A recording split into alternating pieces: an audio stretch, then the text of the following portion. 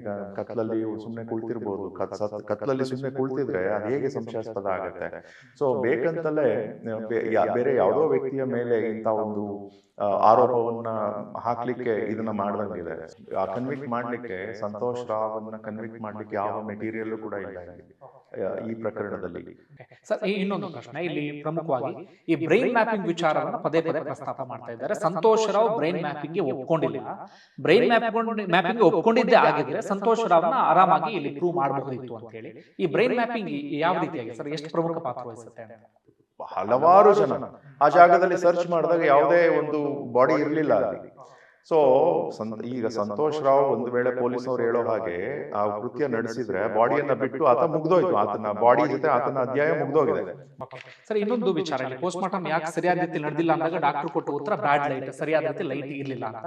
ನಾನು ಒಂದು ಪ್ರಶ್ನೆ ಅಂದ್ರೆ, ಈ ಪೋಸ್ಟ್ ಮಾರ್ಟಮ್ ಪ್ರಕ್ರಿಯೆ ಎಲ್ಲ ಯಾವ ರೀತಿಯಾಗಿ ನಡೆಯುತ್ತೆ ಅಂತ, ಹೇಗೆ? ಎಲ್ಲ ಫುಲ್ ಸೀಲ್ ಮಾಡ್ತಾರೆ. ಆ ಒಂದು ಪ್ಲೇಸ್ ಆಫ್ ಆಕ್ಚುಲಿ ಎಲ್ಲಿ ಬಾಡಿ ಸಿಕ್ಕಿದೆ ಅಲ್ಲಿ ಫಸ್ಟ್ ಸೀಲ್ ಮಾಡಿ ಯಾರು ಬರ್ದಿರೋ ಹಾಗೆ ಆಕ್ಚುಲಿ ಅದನ್ನ ಸೀಲ್ ಮಾಡಿದ ನಂತರ ಎಲ್ಲದರ ಐಟಮ್ಸ್ ಅನ್ನ ಒಂದು ನೋಟ್ ಮಾಡ್ಕೊಳ್ತಾರೆ. ನೋಟ್ ಮಾಡಿದ ನಂತರ ಪ್ರತಿಯೊಂದನ್ನು ಕೇರ್ಫುಲ್ ಆಗಿ ಗ್ಲೌಸ್ ಹಾಕೊಂಡು ಅಂಡ್ ರಿಕವರಿ ಮಾಡಿದಾಗ ಅದನ್ನ ನೋಟ್ ಮಾಡಿ ಒಂದು ಸೀಲ್ಡ್ ಕವರ್ ನಲ್ಲಿ ಹಾಕ್ತಾರೆ. ಒಂದು ಕಡೆ ನಮಸ್ಕಾರ, ಹೇಗಿದ್ದೀರಿ ಎಲ್ಲರೂ?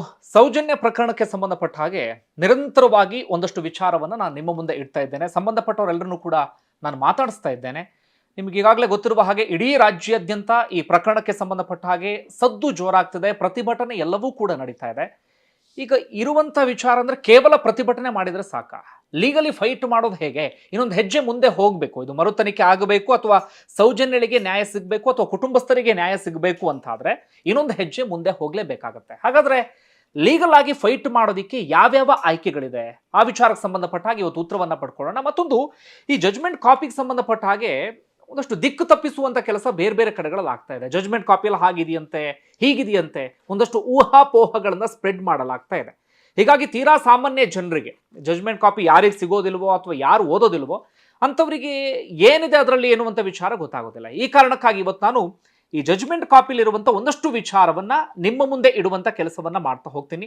ಇವತ್ತು ನನ್ನ ಜೊತೆಗೆ ಸುಪ್ರೀಂ ಕೋರ್ಟ್ನ ಹಿರಿಯ ವಕೀಲರಾಗಿರುವಂಥ KV ಧನಂಜಯ ಅವರಿದ್ದಾರೆ. ಅವ್ರನ್ನ ಯಾಕೆ ಈ ಸಂದರ್ಭದಲ್ಲಿ ಮಾತನಾಡಿಸ್ತಿದ್ದೀನಿ ಅಂದ್ರೆ, ಅವರ ಮಾತು ಈ ಪ್ರಕರಣದಲ್ಲಿ ಇನ್ನೊಂದು ತೂಕವನ್ನ ನೀಡುತ್ತೆ.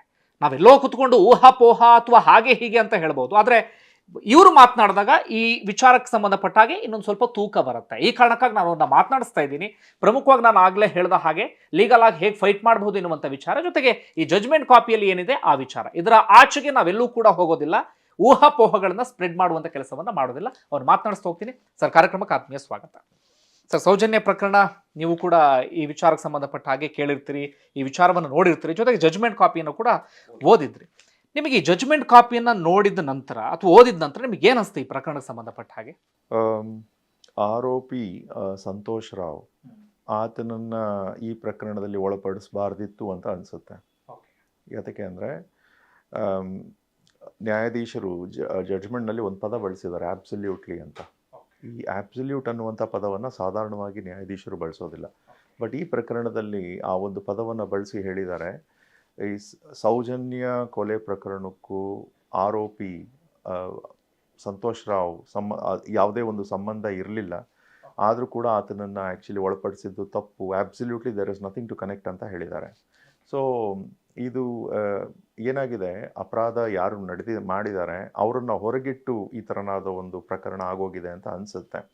ಆ್ಯಂಡ್ ಜಡ್ಜ್ಮೆಂಟನ್ನು ಒಂದು I have read it in detail, ಸಂಪೂರ್ಣವಾಗಿ ಓದಿದ ನಂತರ ಭಾಳ ಬೇಜಾರಾಗುತ್ತೆ. ಪ್ರಕರಣವನ್ನು ದಿಕ್ಕು ತಪ್ಪಿಸ್ಲಿಕ್ಕೋಸ್ಕರ ಈ ರೀತಿ ಮಾಡಿದೆ ಪೊಲೀಸ್ ಇಲಾಖೆ ಅಂತ ಅನಿಸುತ್ತೆ. ಯಾಕೆಂದರೆ ಸಂತೋಷ್ ರಾವ್ ವಿರುದ್ಧ ಯಾವುದೇ ಸಾಕ್ಷ್ಯಾಧಾರ ಒಂದು ಗುರುತರವಾದಂಥ ಸಾಕ್ಷ್ಯಾಧಾರ ಇರಲಿಲ್ಲ. ಅಲ್ಲಿರುವಂಥದ್ದು ವಾಲಂಟರಿ, ಆತ ತಪ್ಪೊಪ್ಪಿಗೆಯನ್ನು ನೀಡಿದ್ದಾನೆ ಅಂತ. ಈ ದೇಶದಲ್ಲಿ ಯಾರನ್ನಾದರೂ ಒಡೆದು ಬಡಿದು ಬೆಳಗ್ಗೆಯಿಂದ ಸಾಯಂಕಾಲದವರೆಗೂ ಅವರೇ ಮಹಾತ್ಮ ಗಾಂಧಿಯನ್ನು ಕೊಲೆ ಮಾಡಿದ್ದಾರೆ ಅಂತ ಹೇಳಿ ಒಂದು ಹೇಳಿಕೆಯನ್ನು ಪಡ್ಕೊಳ್ಬೋದು. ಸೊ ತಪ್ಪೊಪ್ಪಿಗೆಯನ್ನು ಹೊರತುಪಡಿಸಿದ್ರೆ, ಅಲ್ಲಿ ಬೇರೆ ಯಾವುದೇ ಥರನಾದ ಎವಿಡೆನ್ಸ್ ಇಲ್ಲದೆ ಇರುವಂಥದ್ದನ್ನು ಗಮನಿಸಿದ್ರೆ, ಪೊಲೀಸ್ ಇಲಾಖೆ ಬೇಕಂತಲೇ ದಿಕ್ಕು ತಪ್ಪಿಸಿದೆ ಈ ಪ್ರಕರಣದಲ್ಲಿ ಅಂತ ಅನಿಸುತ್ತೆ. And we should hang our heads in shame. ಯಾಕೆ ಅಂದರೆ ಸಂತೋಷ್ ರಾವ್ ಅನ್ನುವಂಥ ವ್ಯಕ್ತಿಗೆ ಅನ್ಯಾಯ ಆಗಿದೆ ಅನ್ನೋದಕ್ಕಿಂತನೂ ಹೆಚ್ಚಾಗಿ ಒಂದು ಅಮಾಯಕ ಒಂದು ಹುಡುಗಿಯ ಒಂದು ರೇಪ್ ಆಗಿರೋವಂಥದ್ದು ಮತ್ತು ಸಾವಾಗಿರೋದ್ರ ಬಗ್ಗೆ ನಾವು ಅದರ ಸತ್ಯ ಹುಡುಕ್ಲಿಕ್ಕೆ ಹೋಗದೆ ಇರೋವಂಥದ್ದು I think it's something you should hang our heads and shame. Sir, ಒಂದು ಪ್ರಶ್ನೆ. ಈಗ ಆರೋಪಿ ತಪ್ಪೊಪ್ಕೊಂಡಿದ್ದಾನೆ ಅನ್ನೋ ಆಧಾರದ ಮೇಲೆ ಈತನೇ ಈ ಕೆಲಸ ಮಾಡಿದ್ದಾನೆ ಅಂತ ಹೇಳೋದಕ್ಕೆ ಸಾಧ್ಯ ಆಗೋದಿಲ್ಲ ಹಾಗಾದ್ರೆ? ಇಲ್ಲ, ಆರೋಪಿ ತಪ್ಪು ಒಪ್ಕೊಳ್ಳೋದು ಏನಾಗುತ್ತೆ, ಪೊಲೀಸ್ನವ್ರು ಹೊಡೆದು ಯಾವ ಆರೋಪಿಯಿಂದ, ಅಂದರೆ ಆರೋಪಿ ಅಂತಲ್ಲ, ಯಾರನ್ನಾದರೂ ಅರೆಸ್ಟ್ ಮಾಡಿ ಏನನ್ನಾದರೂ ಹೇಳಿಸ್ಬೋದು. ಹೊಡೆದು ಬಿಡೋದು ನೀವು 2 ದಿನ 3 ದಿನ ಇಟ್ಕೊಂಡ್ರೆ ಯಾರು ಏನು ಬೇಕಾದರೂ ಹೇಳ್ತಾರೆ. ಒಂದು ತೀರ್ಪನ್ನು ಓದಿದ ಮೇಲೆ ಸುಲಭವಾಗಿ ಅನಿಸುತ್ತೆ ಇದರಲ್ಲಿ ಈ ಒಂದು ಅಪರಾಧದ ಹಿಂದೆ ಬೇರೆ ಯಾರೋ ಇದ್ದಾರೆ, ಈತನನ್ನು ಬಲಿಪಶು ಮಾಡಲಾಗಿದೆ ಅಂತ ಅನಿಸುತ್ತೆ. ಯಾಕೆ ಅಂದರೆ ಈ ಒಂದು ಸಂಶಯಾಸ್ಪದ ಪರಿಸ್ಥಿತಿಯಲ್ಲಿ ಈತನನ್ನು ಕೆಲವರು ಹಿಡಿದ್ರು ಅಂತ ಹೇಳಿದ್ದಾರೆ. ಸಂಶಯಾಸ್ಪದ ಅಂದರೆ ಏನು? ಯಾವ ಸಂಶಯಾಸ್ಪದವೂ ಇಲ್ಲ ಅಲ್ಲಿ. ಕತ್ಲಿನಲ್ಲಿ ಕುಳ್ತಿದ್ದ ಅನ್ನೋಂಥದ್ದನ್ನು ಬಿಟ್ಟರೆ, ಆಮೇಲೆ ಕುಳ್ತಿದ್ದ ಅವನನ್ನು ಹಿಡ್ಕೊಳ್ಳೋದಕ್ಕೆ ಹೋದರೂ ಆ ಒಂದು ಜಗ್ಗಾಟದಲ್ಲಿ ಆತನಿಗೆ ಒಂದು ನೇಲ್ ಮಾರ್ಕ್ಸ್ ಆಗಿದೆ, ದಟ್ಸ್ ಇಟ್. ಈ ಸಂಶಯಾಸ್ಪದ ಅನ್ನುವಂಥ ಕಾರಣಕ್ಕೆ ಆತನನ್ನು ಹಿಡಿದಿದ್ದು ಯಾಕೆ ಅನ್ನುವಂಥದ್ದು ಗೊತ್ತಾಗ್ತಿಲ್ಲ. ಆ್ಯಂಡ್ ಯಾರಾದರೂ ಸರಿನೇ, ಈಗ ಕತ್ಲಲ್ಲಿ ಸುಮ್ಮನೆ ಕುಳ್ತಿರ್ಬೋದು, ಕತ್ಲಲ್ಲಿ ಸುಮ್ಮನೆ ಕುಳ್ತಿದ್ರೆ ಅದು ಹೇಗೆ ಸಂಶಯಾಸ್ಪದ ಆಗುತ್ತೆ?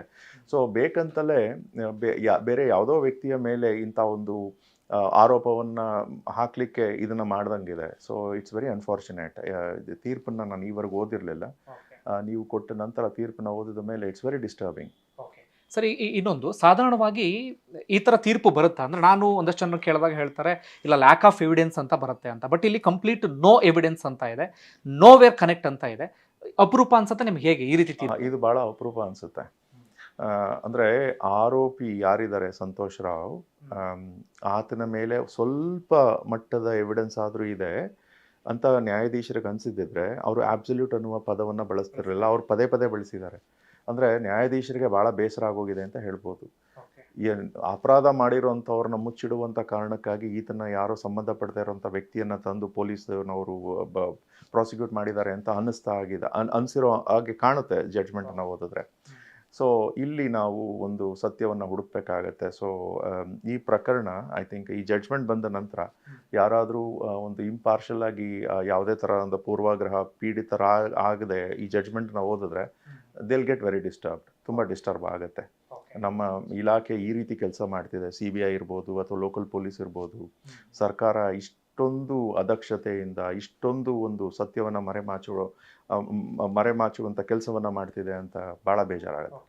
ನಿಮಗೆ ಇದನ್ನು ನೋಡಿದಾಗ ಇನ್ನೊಂದು ಅನಿಸ್ತಾ, ಅಂದರೆ ನಿಜವಾದ ಆರೋಪಿಗಳ ಬೆನ್ನು ಬಿದ್ದಿದ್ರೆ ಅವ್ರನ್ನ ಆರಾಮಾಗಿ ಯಾರು ಏನು ಅಂತ ಪತ್ತೆ ಹಚ್ಚಬಹುದಿತ್ತು. ಬಟ್ ಅವ್ರು ಬೆನ್ನು ಬೀಳೋ ಬದಲಾಗಿ ಯಾರೊಬ್ಬರನ್ನ ಫ್ರೇಮ್ ಮಾಡೋದಕ್ಕೆ ಇಲ್ಲಿ ಪ್ರಯತ್ನ ಪಟ್ಟು ಅನ್ಸುತ್ತೆ. ಇದು ಫ್ರೇಮ್ ಮಾಡಲಿಕ್ಕೆ ಮಾಡಿರುವಂಥ ಕೆಲಸ ಅಂತ ಭಾಳ ಸ್ಪಷ್ಟವಾಗಿ ಗೊತ್ತಾಗುತ್ತೆ.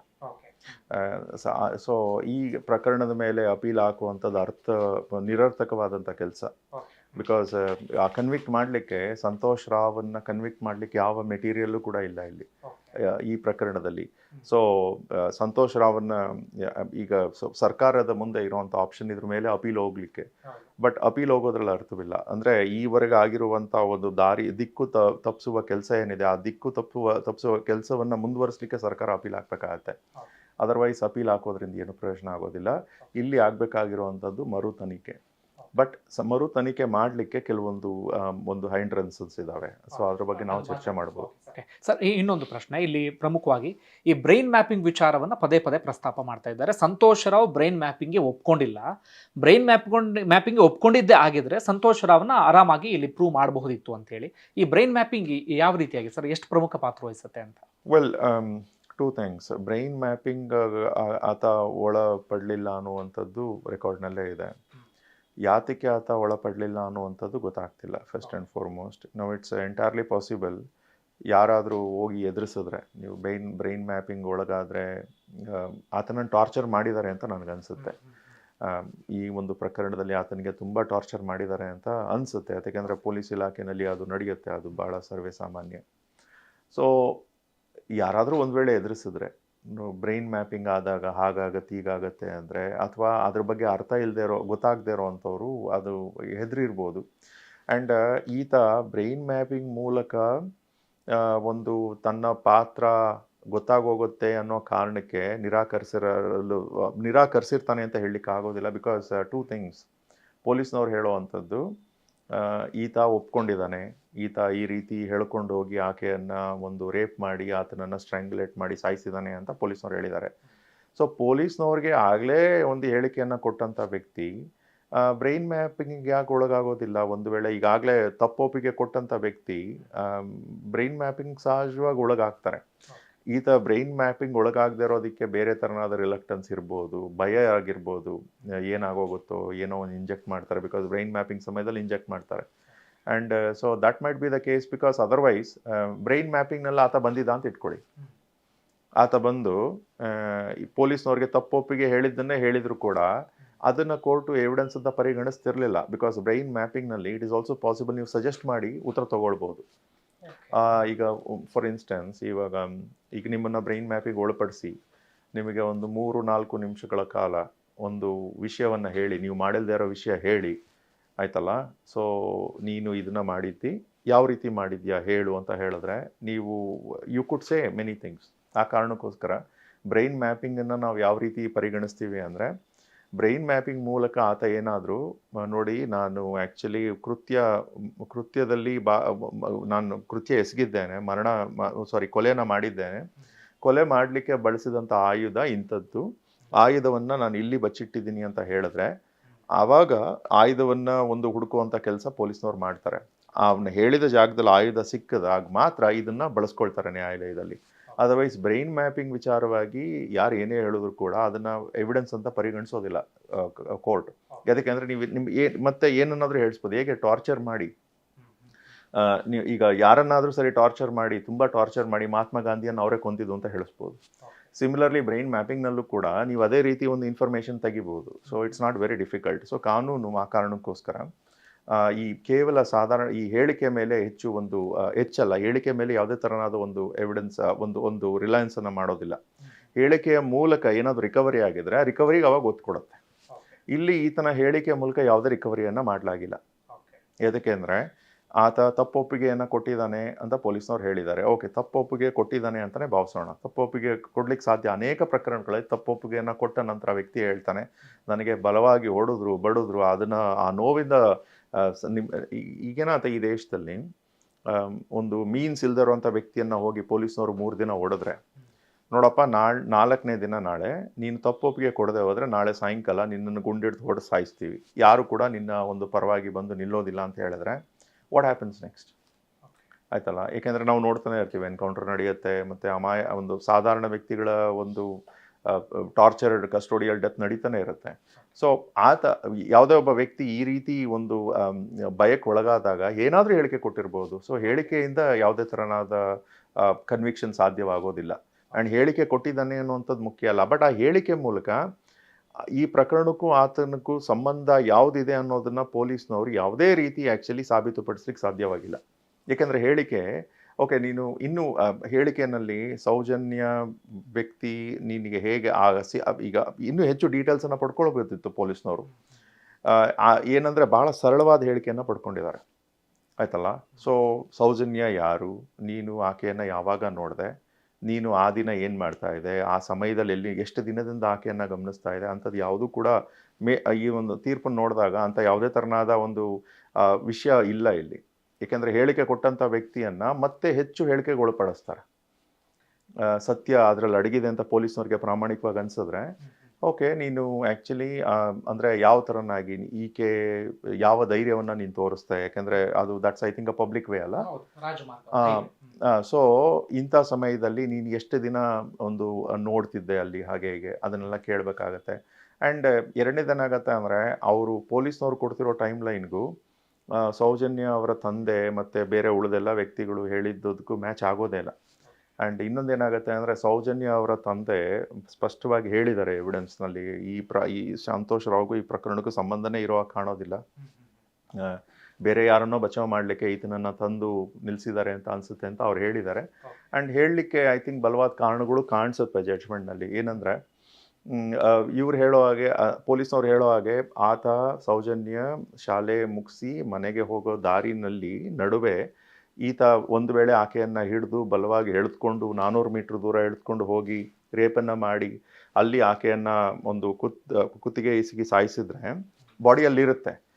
ಬಟ್ ಆ ಸಮಯದಲ್ಲಿ ಬಾಡಿಯಲ್ಲಿ ಬಿಸಾಕಿದ್ರೆ ಅವರು ತಂದೆ ಮತ್ತೆ ಆ್ಯಕ್ಚುಲಿ ಅನೇಕ ಜನ ಅಲ್ಲಿ ಆ ಜಾಗದಲ್ಲೆಲ್ಲ ಹುಡುಕಾಡಿದ್ದಾರೆ, ಯಾವ ಬಾಡಿನೂ ಕೂಡ ಸಿಕ್ಕಿಲ್ಲ ಆಯ್ತಲ್ಲ. ಸೊ ನಂತರ ಸಡನ್ನಾಗಿ ಸಿಗುತ್ತೆ ಬಾಡಿ. ಸೊ ಈ ಒಂದು ಪ್ರಕರಣದಲ್ಲಿ ಈ ಕನಿಷ್ಠ ಒಂದು ಸಂತೋಷ್ ರಾವ್ನ ಹಾಕ್ಸ್ಲಿಕ್ಕೆ ಬೇಕಾದ ಕನಿಷ್ಠ ಲಿಂಕ್ ಕೂಡ ಸಿಗೋದಿಲ್ಲ. ಸೊ ಬೇರೆ ಯಾವುದೋ ವ್ಯಕ್ತಿಯನ್ನ ಪೊಲೀಸ್ ಇಲಾಖೆ ಇಷ್ಟೊಂದು ವಿಗರಸ್ ಆಗಿ ಕರ್ಕೊಂಬಂದು ಮಾಡಿರೋದ್ರಿಂದ ಏನನ್ಸುತ್ತೆ ಅಂದರೆ ಪೊಲೀಸ್ ಇಲಾಖೆಗೆ ಪ್ರಾಬಬ್ಲಿ ಗೊತ್ತಿದೆ ಬೇರೆ ಯಾರೋ ಇನ್ವಾಲ್ವ್ ಆಗಿದ್ದಾರೆ ಇಲ್ಲಿ, ಅವರನ್ನು ಬಚಾವ್ ಮಾಡಲಿಕ್ಕೆ ಇಂಥ ಒಬ್ಬ ಅಮಾಯಕನನ್ನು ತೊಗೊಂಬಂದು ಆ್ಯಕ್ಚುಲಿ ಸೇರಿಸ್ಬೇಕಾಗತ್ತೆ, ಸಿಲುಕಿಸ್ಬೇಕಾಗತ್ತೆ ಅಂತ ಮೇಲ್ನೋಟಕ್ಕೆ ಅನ್ಸುತ್ತೆ. ಮೇಲ್ನೋಟಕ್ಕಲ್ಲ, ಬಲವಾಗಿ ಅನ್ಸುತ್ತೆ ತೀರ್ಪನ್ನು ಓದಿದ ನಂತರ. ಸರ್, ಇದನ್ನು ನೋಡಿದಾಗ ಒಂದು ಸ್ಪಷ್ಟನೆ ಸಿಗುತ್ತೆ, ಏನಂದ್ರೆ ಆ ಸ್ಪಾಟಲ್ಲಿ ಆಗಿಲ್ಲ, ಎಲ್ಲೋ ಆಗಿ ದೇಹನಲ್ಲಿ ತಂದು ಹಾಕಿರಬಹುದು. ಆ ರೀತಿ ಅಂತ ಒಂದು ಆ್ಯಕ್ಚುಲಿ ಸಂಶಯವೇ ಬರುತ್ತೆ. ಯಾಕೆ ಅಂದರೆ ನೀವು ಮ್ಯಾಚ್ ಮಾಡ್ಲಿಕ್ಕೆ ಆಗೋದೇ ಇಲ್ಲ. ಸ್ವತಃ ಒಂದು ಮೃತಳ ತಂದೆ ಸುಳ್ಳನ್ನು ಯಾಕೆ ಹೇಳ್ತಾರೆ ನ್ಯಾಯಾಲಯಕ್ಕೆ? ಆ್ಯಂಡ್ ಎರಡನೇದೇನೆಂದರೆ ಹಲವಾರು ಜನ ಆ ಜಾಗದಲ್ಲಿ ಸರ್ಚ್ ಮಾಡಿದಾಗ ಯಾವುದೇ ಒಂದು ಬಾಡಿ ಇರಲಿಲ್ಲ ಅಲ್ಲಿ. ಸೊ ಈಗ ಸಂತೋಷ್ ರಾವ್ ಒಂದು ವೇಳೆ ಪೊಲೀಸ್ನವ್ರು ಹೇಳೋ ಹಾಗೆ ಆ ಕೃತ್ಯ ನಡೆಸಿದ್ರೆ ಬಾಡಿಯನ್ನು ಬಿಟ್ಟು ಆತ ಮುಗ್ದೋಯ್ತು, ಆತನ ಬಾಡಿ ಜೊತೆ ಆತನ ಅಧ್ಯಾಯ ಮುಗ್ದೋಗಿದೆ. ಬಾಡಿಯಲ್ಲಿ ಸಿಗಬೇಕಿತ್ತು ಅವ್ರು ಹುಡುಕ್ದಾಗ, ಅವ್ರು ಹುಡುಕಿದ ಸಮಯದಲ್ಲಿ ಬಾಡಿಯಲ್ಲಿ ಸಿಗೋದಿಲ್ಲ. ಬಟ್ ಎಲ್ಲೋ ಕತ್ತನಲ್ಲಿ ಕುಳಿತಿದ್ದವನ್ನ ಹಿಡ್ಕೊಂಬಂದು ಹೊಡೆದು ಪೊಲೀಸ್ನವರು ತಪ್ಪೊಪ್ಪಿಗೆ, ಇದು ಬಹಳ ಸಿನಿಮೀಯ ಅಂತ ಅನ್ಸುತ್ತೆ.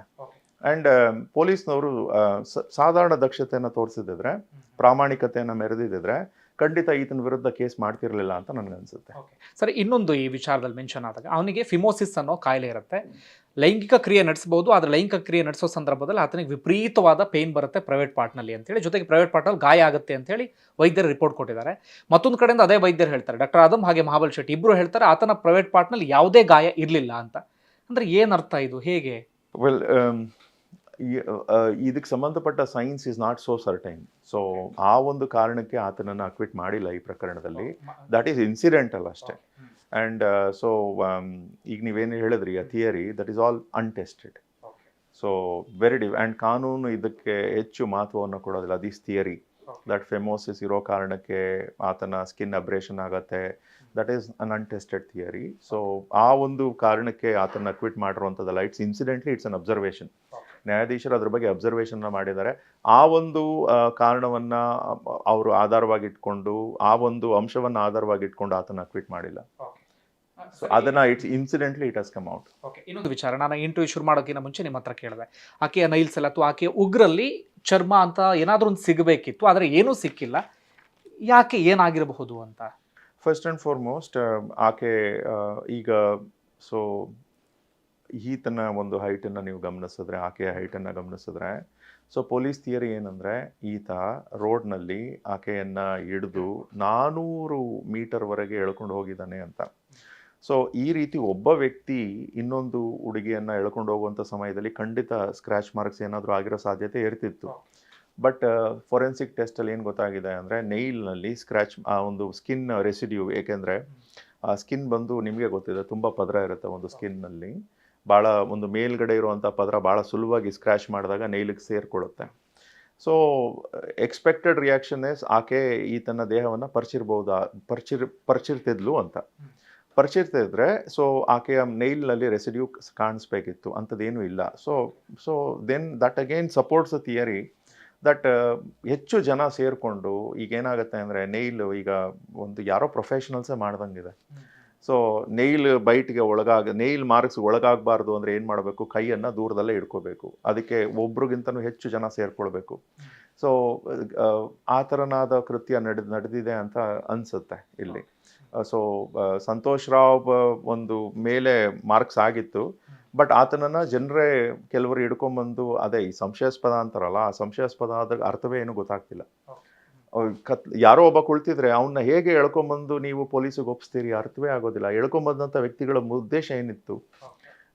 ಅವರು ಯಾತಕ್ಕೆ ಈ ವ್ಯಕ್ತಿಯನ್ನು ಎಳ್ಕೊಂಬಂದು ಕುಂಡಿಸ್ತಾರೆ? ಆ್ಯಂಡ್ ಅವರು ಸೌಜನ್ಯ ಅವರ ತಂದೆ ಹೇಳ್ತಿರೋವಂಥದ್ದು ಆತ ಯಾರು ಆ ಒಂದು ಏರಿಯಾದಲ್ಲಿ ಇರೋವಂಥವನೇ ಅಲ್ಲ ಅಂತ, ನೋಡೇ ಇಲ್ಲ ಅಂತ.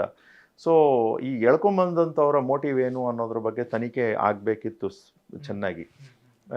ನೀವು ನಿಮಗೂ ಈ ವ್ಯಕ್ತಿಗೂ ಏನು ಸಂಬಂಧ? ಇವ್ನು ಹೆಂಗೆ ಎಳ್ಕೊಂಬಂದ್ರಿ? ಆ್ಯಂಡ್ ಅವ್ನು ಮಾಡಿದ್ದಾದ್ರೂ ಏನು? ಅವ್ನ ಪಾಡ್ಗೆ ಅವ್ನು ಕುಳ್ತಿದ್ದಾನೆ, ಯಾರಿಗೂ ತೊಂದರೆ ಮಾಡ್ತಿರಲ್ಲ, ಕತ್ಲಲ್ಲಿ ಕುಳ್ತಿದ್ದ. ಅವನ ಮೇಲೆ ನೀವು ಎಳ್ಕೊಂಬಂದು ಪೊಲೀಸ್ನವ್ರಿಗೆ ಒಪ್ಸಿದ್ದಾದ್ರೂ ಯಾಕೆ? ಅಂದರೆ ಏನಿದು ಸ್ವಲ್ಪ ಭಾಳ ಸಿನಿಮೀಯ ಅಂತ ಅನಿಸುತ್ತೆ. ಓಕೆ ಸರ್, ಮತ್ತೊಂದು ಆ ಘಟನೆ ನಡೆದಿಂದ ಸ್ವಲ್ಪ ದೂರ ಅಷ್ಟೇ, ಕೆಲವೇ ಕಿಲೋಮೀಟರ್ ಹಿಂದೆ ಒಂದು CC ಕ್ಯಾಮ್ರಾ ಇದೆ ಅಲ್ಲಿ. ಆದರೆ ಅಲ್ಲಿಯ ಫೂಟೇಜಸ್ ಅನ್ನ ತೆಗೆದುಕೊಂಡಿಲ್ಲ ಪೊಲೀಸರು ಅಂತ. ಅದು ತಗೊಂಡಿದ್ರೆ ಈ ಪ್ರಕರಣದಲ್ಲಿ ಒಂದು ಪ್ರಮುಖ ಸಾಕ್ಷಿ ಆಗ್ತಿತ್ತಾ ಅಥವಾ ಒಂದು ಒಳ್ಳೆ ಸ್ಪಷ್ಟನೆ ಸಿಗ್ತಿತ್ತಾ? ಹೌದು. ಸೊ ಪೊಲೀಸ್ನವರು ಮಾಡಬೇಕಾದಂಥ ಒಂದು ಬೇಸಿಕ್ ಕೆಲಸ ಅದು. ಯಾತಕ್ಕೆ ಮಾಡಲಿಲ್ಲ ಅನ್ನುವಂಥ ಪ್ರಶ್ನೆ ಇದೆ. ಅದಕ್ಕೆ ಸ್ಪಷ್ಟವಾಗಿ ಉತ್ತರ ಸಿಗ್ತಾ ಇಲ್ಲ ಪೊಲೀಸ್ ಇಲಾಖೆ ಅಂತ. ಸೊ ಇಲ್ಲಿ ಮೇಲ್ನೋಟಕ್ಕೆ ಅಂತ ಅಲ್ಲ, ಒಂದು ಭಾಳ ಬಲವಾಗಿ ಅನಿಸುತ್ತೆ ಯಾರನ್ನೋ ಬಚಾವ್ ಮಾಡಲಿಕ್ಕೆ ಈ ಸಂತೋಷ್ ರಾವ್ನ ವ್ಯಕ್ತಿಯನ್ನು ತೆಗೆದು ತಗಲಾಕಿದ್ದಾರೆ ಅಂತ. ಆ್ಯಂಡ್ ಈ ಪ್ರಕರಣವನ್ನು ಸರ್ಕಾರ ಭಾಳ ಗಂಭೀರವಾಗಿ ಪರಿಗಣಿಸಬೇಕಾಗತ್ತೆ. ಆ್ಯಂಡ್ ಇಲ್ಲಿ ಹೋರಾಟ ಮಾಡ್ತಿರುವಂಥ ವ್ಯಕ್ತಿಗಳಿಗೆ ನಾನು ಹೇಳಲಿಕ್ಕೆ ಏನು ಬಯಸ್ತೀನಿ ಅಂದರೆ, ಈ ದೇಶದಲ್ಲಿ ಭ್ರಷ್ಟಾಚಾರ ತುಂಬ ಮಿತಿ ಮೀರಿ ಹೊರಟೋಗಿದೆ. ದಯವಿಟ್ಟು ಇವ್ರು ಮಾಡುವಂಥ ಹೋರಾಟದಲ್ಲಿ ಎಕ್ಸ್ ಮಾಡಿ ವೈ ಮಾಡಿ ಅಂತ ಹೇಳ್ಕೊಡೋದು. ಎಕ್ಸ್ ಮಾಡಿದ ನಂತರ ವೈ ಮಾಡಿ ಝಡ್ ಮಾಡಿ ದಯವಿಟ್ಟು ಸಪ್ಪಿತರಿಗೆ ಶಿಕ್ಷೆಯನ್ನು ಕೊಡಿಸುವ ಕೆಲಸ ಮಾಡಿಸಿ ಅಂತ. ಯಾಕೆಂದರೆ ಈಗ 2012ರಿಂದ 2023ನಲ್ಲಿದ್ದೀವಿ. 11 ವರ್ಷಗಳ ಕಾಲ ತುಂಬ ಸಮಯ ಹೊರಟೋಗಿದೆ. ಕಾನೂನಿಗೆ ತನ್ನದೇ ಆದ ಮಿತಿಯಲ್ಲಿ ಏನಾದರೂ ಮಾಡೋದೇ ಆದರೆ ಭಾಳ ಬೇಗನೆ ಸರ್ಕಾರ ಮಾಡಬೇಕಾಗತ್ತೆ. ಓಕೆ ಸರ್, ಈಗ ಅವ್ರ ಫ್ಯಾಮಿಲಿಯವರು ಒಂದು 3 ಜನರ ಕಡೆಗೆ ಬೆರಳು ಮಾಡಿ ತೋರಿಸ್ತಾ ಇದ್ದಾರೆ ಇವರು ಆರೋಪಿಗಳು ಅಂತ.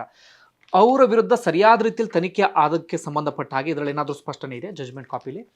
ವೆಲ್, ಫಸ್ಟ್ ಆಫ್ ಆಲ್ ಈ ಸಂತೋಷ್ ರಾವ್ನ ಯಾರು ಎಳ್ಕೊಂಡು ಅವನಿಗೆ ಆ ಜಗ್ಗಾಟದಲ್ಲಿ ಅವನ ಮೇಲೆ ಮಾರ್ಕ್ಸ್ ಎಲ್ಲ ಆಗುತ್ತೆ, ಪೊಲೀಸ್ನವ್ರ ಬಳಿ ಹೋಗಿದ್ದಾರೆ, ಅವ್ರ ಕಡೆ ಫಿಂಗರ್ ಪಾಯಿಂಟ್ ಮಾಡಿ ಪ್ರಶ್ನೆ ಕೇಳಬೇಕಾಗತ್ತೆ. ಅವ್ರು ಯಾತಕ್ಕೆ ಈತನನ್ನು ಕರ್ಕೊಂಬಂದು ಪೊಲೀಸ್ನವ್ರಿಗೆ ಒಪ್ಸಿದ್ರು ಅಂತ. ಸೊ ತನಿಖೆಯನ್ನು ಬಟ್ ಏನನ್ಸುತ್ತೆ, ಯಾರನ್ನೋ ಮುಚ್ಚಾಕ್ಲಿಕ್ಕೆ ಸಂತೋಷ್ ರಾವ್ನ ಒಳಪಡಿಸಿದ್ದಾರೆ ಅಂತ ಅನಿಸುತ್ತೆ. ಬಟ್ ಯಾರು ಇರ್ಬೋದು ಅದು ಅನ್ನೋಂಥದ್ದಕ್ಕೆ ಇನ್ನೂ ಬಲವಾದ ತನಿಖೆ ಬೇಕಾಗತ್ತೆ. ಆ್ಯಂಡ್ ಇವರು ಬಲವಾದ ಒಂದು ಎವಿಡೆನ್ಸ್ ಅನ್ನುವಂಥದ್ದನ್ನು ಕೊಡ್ಲಿಕ್ಕೆ ಆಗ್ತಿಲ್ಲ. ಸೊ ಇವರು ಸೌಜನ್ಯ ಅವ್ರ ತಂದೆ ಕೋರ್ಟ್ಗೆ ಹೇಳಿರುವಂಥದ್ದು, ಅವ್ರ ಕಿವಿಗೆ ಬಿದ್ದಂಥದ್ದು ಏನಂದರೆ, ಈ 3 ಬೇರೆ ಬೇರೆ ವ್ಯಕ್ತಿಗಳು ಬೈಕ್ನಲ್ಲಿ ಮಾತನಾಡ್ತಾ ಇದ್ರು, ಈ ಜಾಗದಲ್ಲಿ 1 ಗಂಟೆ ಸಮಯದಲ್ಲಿ ಏನು ಮಾಡ್ಲಿಕ್ಕೆ ಆಗೋದಿಲ್ಲ ಅಂತ. ಸೊ ಅವರನ್ನು ಕರೆದು ಆ್ಯಕ್ಚುಲಿ ಕೇಳೋ ಪ್ರಯತ್ನ ಸ್ವಲ್ಪ ಮಾಡಿದ್ದಾರೆ. ಬಟ್ ಇನ್ನೂ ಹೆಚ್ಚು ದೊಡ್ಡ ಮಟ್ಟದ ಪ್ರಯತ್ನ ಆಗಬೇಕಿತ್ತು.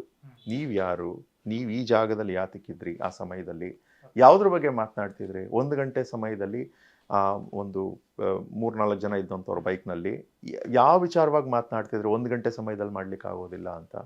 ಮತ್ತು ನಿಮ್ಮ ಆ್ಯಂಟಿಸಿಡೆಂಟ್ಸ್ ಏನು ಆಯ್ತಲ್ಲ, ನಿಮ್ಮ ಚಲನ ಒಂದು ಏನಿತ್ತು ಬೇರೆ ಬೇರೆ ದಿನಗಳಲ್ಲಿ, ಅದ್ರ ಬಗ್ಗೆ ಎಲ್ಲ ಐ ಥಿಂಕ್ ಬೇಕಂತಲೇ ಸಾಧಾರಣ ಪ್ರಯತ್ನ ಮಾಡಿದ್ದಾರೆ. ಈಗೇನಾಗಿದೆ, ಆ 3 ವ್ಯಕ್ತಿಗಳ ವಿಚಾರವಾಗಿ ಅವರು ಕೋರ್ಟ್ಗೆ ಹೋಗಿದ್ರು, ಅವರನ್ನು ಸಮನ್ ಮಾಡೋ ಕೆಲಸವೆಲ್ಲ ನಡೆದಿತ್ತು.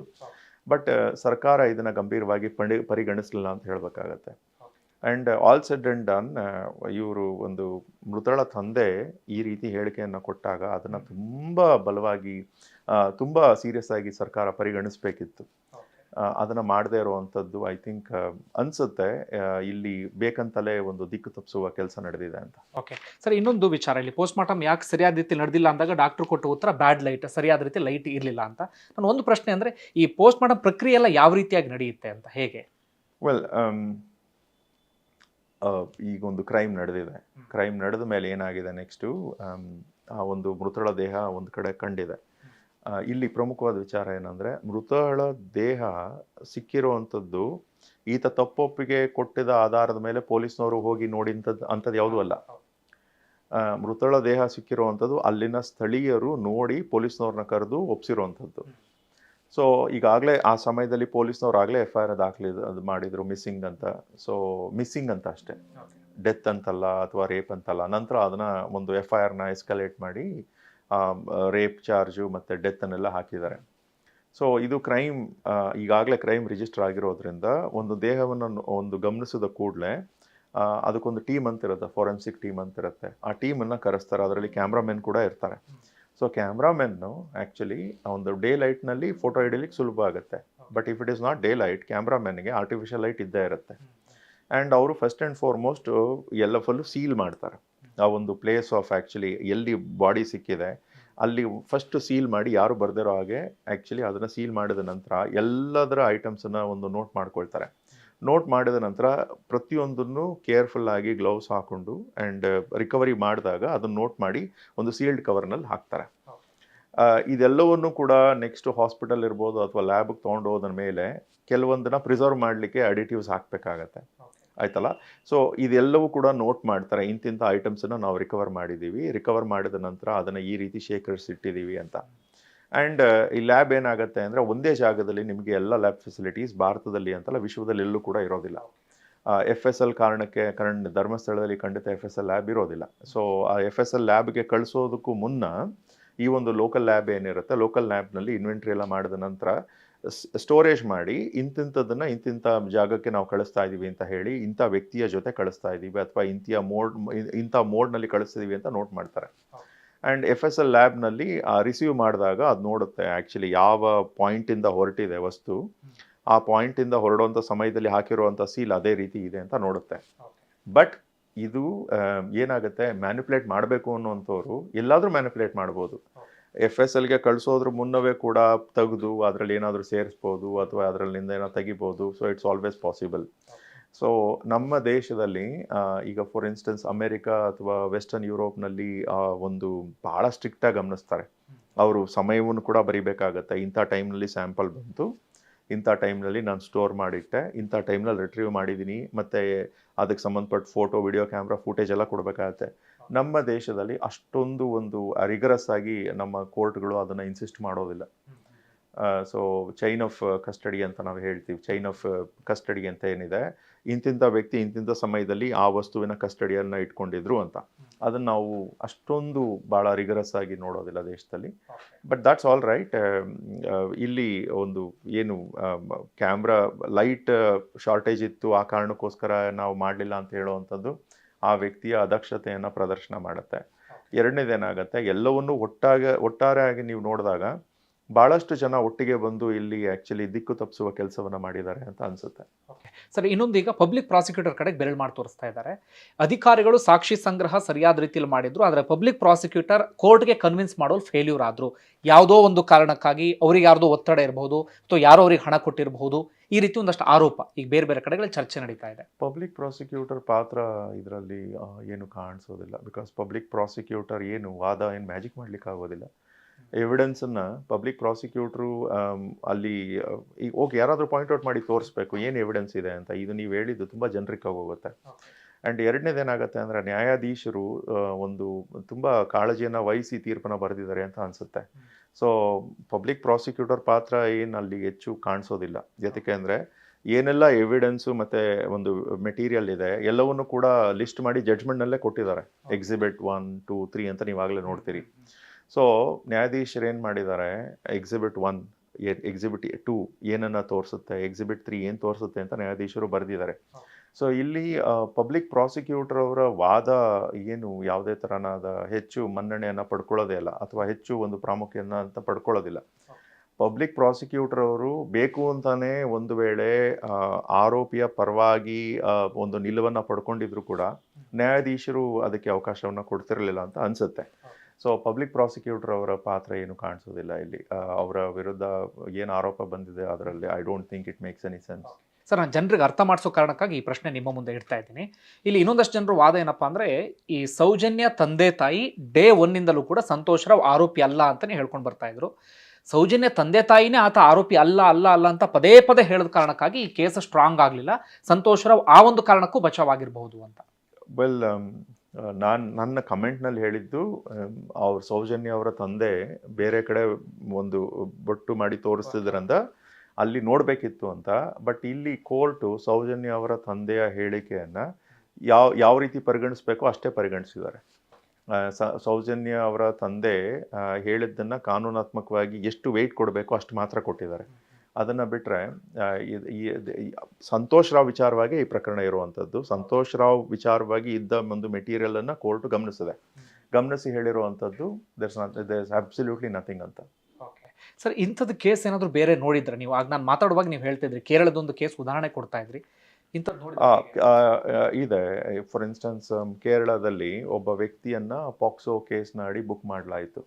ಆತನ ಒಂದು ಅಣ್ಣನ ಮಗಳ ಒಂದು ರೇಪನ್ನು ಆತ ಮಾಡಿದ್ದಾನೆ ಅನ್ನುವಂಥ ಒಂದು ಆರೋಪದ ಮೇಲೆ ಆತ ಹೇಳಿದ್ದ, ದಯವಿಟ್ಟು ಪೊಲೀಸ್ನವ್ರಿಗೆ ಹೇಳಿದ್ದ, ನಾನು ಎಲ್ಲ ಥರನಾದ ಕೋಆಪರೇಷನನ್ನು ಕೊಡ್ತೀನಿ, ದಯವಿಟ್ಟು ನೀವು ನನ್ನಿಂದ ಬರ್ತಿರುವಂಥ ತಪ್ಪು, ರೇಪ್ ನಡೆದಿರೋದು ಸತ್ಯ, ಬಟ್ ರೇಪ್ ಮಾಡಿದಂಥ ವ್ಯಕ್ತಿಯ ಹಿಂದೆ ಹೋಗಿ ಆತ ಯಾರು ಅಂತ ನನಗೂ ಗೊತ್ತಿಲ್ಲ, ಬಟ್ ನೀವು ನನ್ನಿಂದ ಬರ್ತಿರೋ ಒಂದು ತಪ್ಪು ಅಂತ ಆತ ಹೇಳಿದ್ದ. ಆ್ಯಂಡ್ ಸೊ ಪೊಲೀಸ್ನವ್ರು ಹೇಳಿದ್ದು ಇಲ್ಲ ಇಲ್ಲ ನಿನ್ನ ವಿರುದ್ಧ ಎವಿಡೆನ್ಸ್ ಆಗಲೇ ನಮ್ಮ ಬಳಿ ಇದೆ ಅಂತ. ಸೊ ಟ್ರಯಲ್ಗೆ ಒಳಪಡಿಸಿದ ನಂತರ ಕೋರ್ಟ್ ಹೇಳುತ್ತೆ, ಈಗ ಈ ಟ್ರಯಲ್ಗೆ ಈತನನ್ನು ಒಳಪಡಿಸಬಾರ್ದಿತ್ತು, ಈತನ ವಿರುದ್ಧ ಯಾವುದೇ ಥರನಾದ ಒಂದು ಸಾಕ್ಷ್ಯಾಧಾರ ಇಲ್ಲ, ನಿಜವಾದ ಒಂದು ಆರೋಪಿಯನ್ನು ಕೈಬಿಟ್ಟು ಈ ವ್ಯಕ್ತಿಯ ವಿರುದ್ಧ ಹೋಗಿರೋ ಕಾಣುತ್ತೆ ಪೊಲೀಸ್ ಇಲಾಖೆ ಅಂತ ಹೇಳಿ ಒಂದು ಅಬ್ಸರ್ವೇಷನ್ ಮಾಡಿ ಅಕ್ವಿಟ್ ಮಾಡ್ತಾರೆ. ನಂತರ ಆತ ಏನು ಮಾಡ್ತಾನೆ, ಆತನೇ ಹೈಕೋರ್ಟ್ಗೆ ಹೋಗ್ತಾನೆ, ಕೇರಳ ಹೈಕೋರ್ಟ್ಗೆ ಹೋಗ್ಬಿಟ್ಟು ಮನವಿಯನ್ನು ಮಾಡ್ತಾನೆ, ಇದರಲ್ಲಿ ನಿಜವಾದ ಆರೋಪಿಯನ್ನು ಒಂದು ಕೈ ಬಿಡಲಾಗಿದೆ, ನಿಜವಾದ ಆರೋಪಿಯ ವಿರುದ್ಧ ಮರು ತನಿಖೆಗೆ ಆದೇಶವನ್ನು ಕೊಡಿ ಅಂತ. ಕೇರಳ ಹೈಕೋರ್ಟ್ ಮರು ತನಿಖೆಗೆ ಆದೇಶವನ್ನು ಕೊಟ್ಟಿದೆ. ಅದೊಂದು ಪ್ರಕರಣ. ಮತ್ತು ಹಲವಾರು ಪ್ರಕರಣಗಳಿದ್ದಾವೆ. ಸೌಜನ್ಯ ಪ್ರಕರಣದಲ್ಲಿ ನಿಜವಾದ ಆರೋಪಿಗಳ ವಿರುದ್ಧ ಮರು ತನಿಖೆ ಮಾಡಲಿಕ್ಕೆ ಖಂಡಿತ ಕಾನೂನಲ್ಲಿ ಅವಕಾಶ ಇದೆ. ಆ್ಯಂಡ್ ಈ ಗೋಧ್ರಾ 2002 ಕರ್ಮಕಾಂಡ ರೈಟ್ಸ್ ಏನಿತ್ತು, ಅದಾದ ನಂತರ ಕೆಲವೊಂದು ಆರೋಪಿಗಳನ್ನು ಖುಲಾಸೆ ಮಾಡಲಾಗಿತ್ತು, ಅವರನ್ನು ಟ್ರಯಲ್ಗೆ ಒಳಪಡಿಸಿ ಖುಲಾಸೆ ಮಾಡಲಾಗಿತ್ತು. ಖುಲಾಸೆ ಮಾಡಿದ ನಂತರ ಸಂಬಂಧಪಟ್ಟ ಹೈಕೋರ್ಟ್ಗೆ ಸರ್ಕಾರ ಅಪೀಲನ್ನು ಸಲ್ಲಿಸಿತ್ತು. ಹೈಕೋರ್ಟ್ ಕೂಡ ಖುಲಾಸೆಯನ್ನು ಒಂದು ಎತ್ತಿ ಹಿಡಿದಿತ್ತು. ನಂತರ ಸುಪ್ರೀಂ ಕೋರ್ಟ್ಗೆ ಈ ಪ್ರಕರಣ ಹೋದಾಗ ಸುಪ್ರೀಂ ಕೋರ್ಟ್ ಮಾಡಿದ್ದೇನೆಂದರೆ, ಒಂದು ಆ ರಾಜ್ಯದಿಂದ ಇನ್ನೊಂದು ರಾಜ್ಯಕ್ಕೆ ಆ್ಯಕ್ಚುಲಿ ಇದು ಟ್ರಯಲ್ ಹೋಗಲಿ, ಮರು ಟ್ರಯಲ್ ನಡೀಲಿ, ಮರು ತನಿಖೆ ನಡೀಲಿ ಅಂತ ಆದೇಶ ಮಾಡಿತ್ತು. ಮರು ತನಿಖೆ ಅಂದರೆ ಆ ಒಂದು ಆರೋಪದ ವಿಚಾರವಾಗಿ, ಅಪರಾಧದ ವಿಚಾರವಾಗಿ ಬೇರೆ ವ್ಯಕ್ತಿಗಳನ್ನು ಕೂಡ ಮತ್ತೆ ಸೇರಿಸ್ಲಿಕ್ಕೆ ಅವಕಾಶ ಇರುವಂಥದ್ದು, ಅಥವಾ ಇರುವಂಥ ಒಂದು ಆರೋಪಿಗಳನ್ನು ಕೈ ಬಿಡುವಂಥ ಅವಕಾಶ ಇರುವ ಹಾಗೆ ಆದೇಶವನ್ನು ಮಾಡಿದ್ದಾರೆ. ಸೊ ಮರು ತನಿಖೆಗೆ ಅವಕಾಶ ಇದೆ. ಆ್ಯಂಡ್ ಕೆಲವರು ಹೇಳ್ಬೋದು 11 ವರ್ಷಗಳ ನಂತರ ಈಗ ಮರು ತನಿಖೆ ಹೇಗಾಗತ್ತೆ ಅಂತ.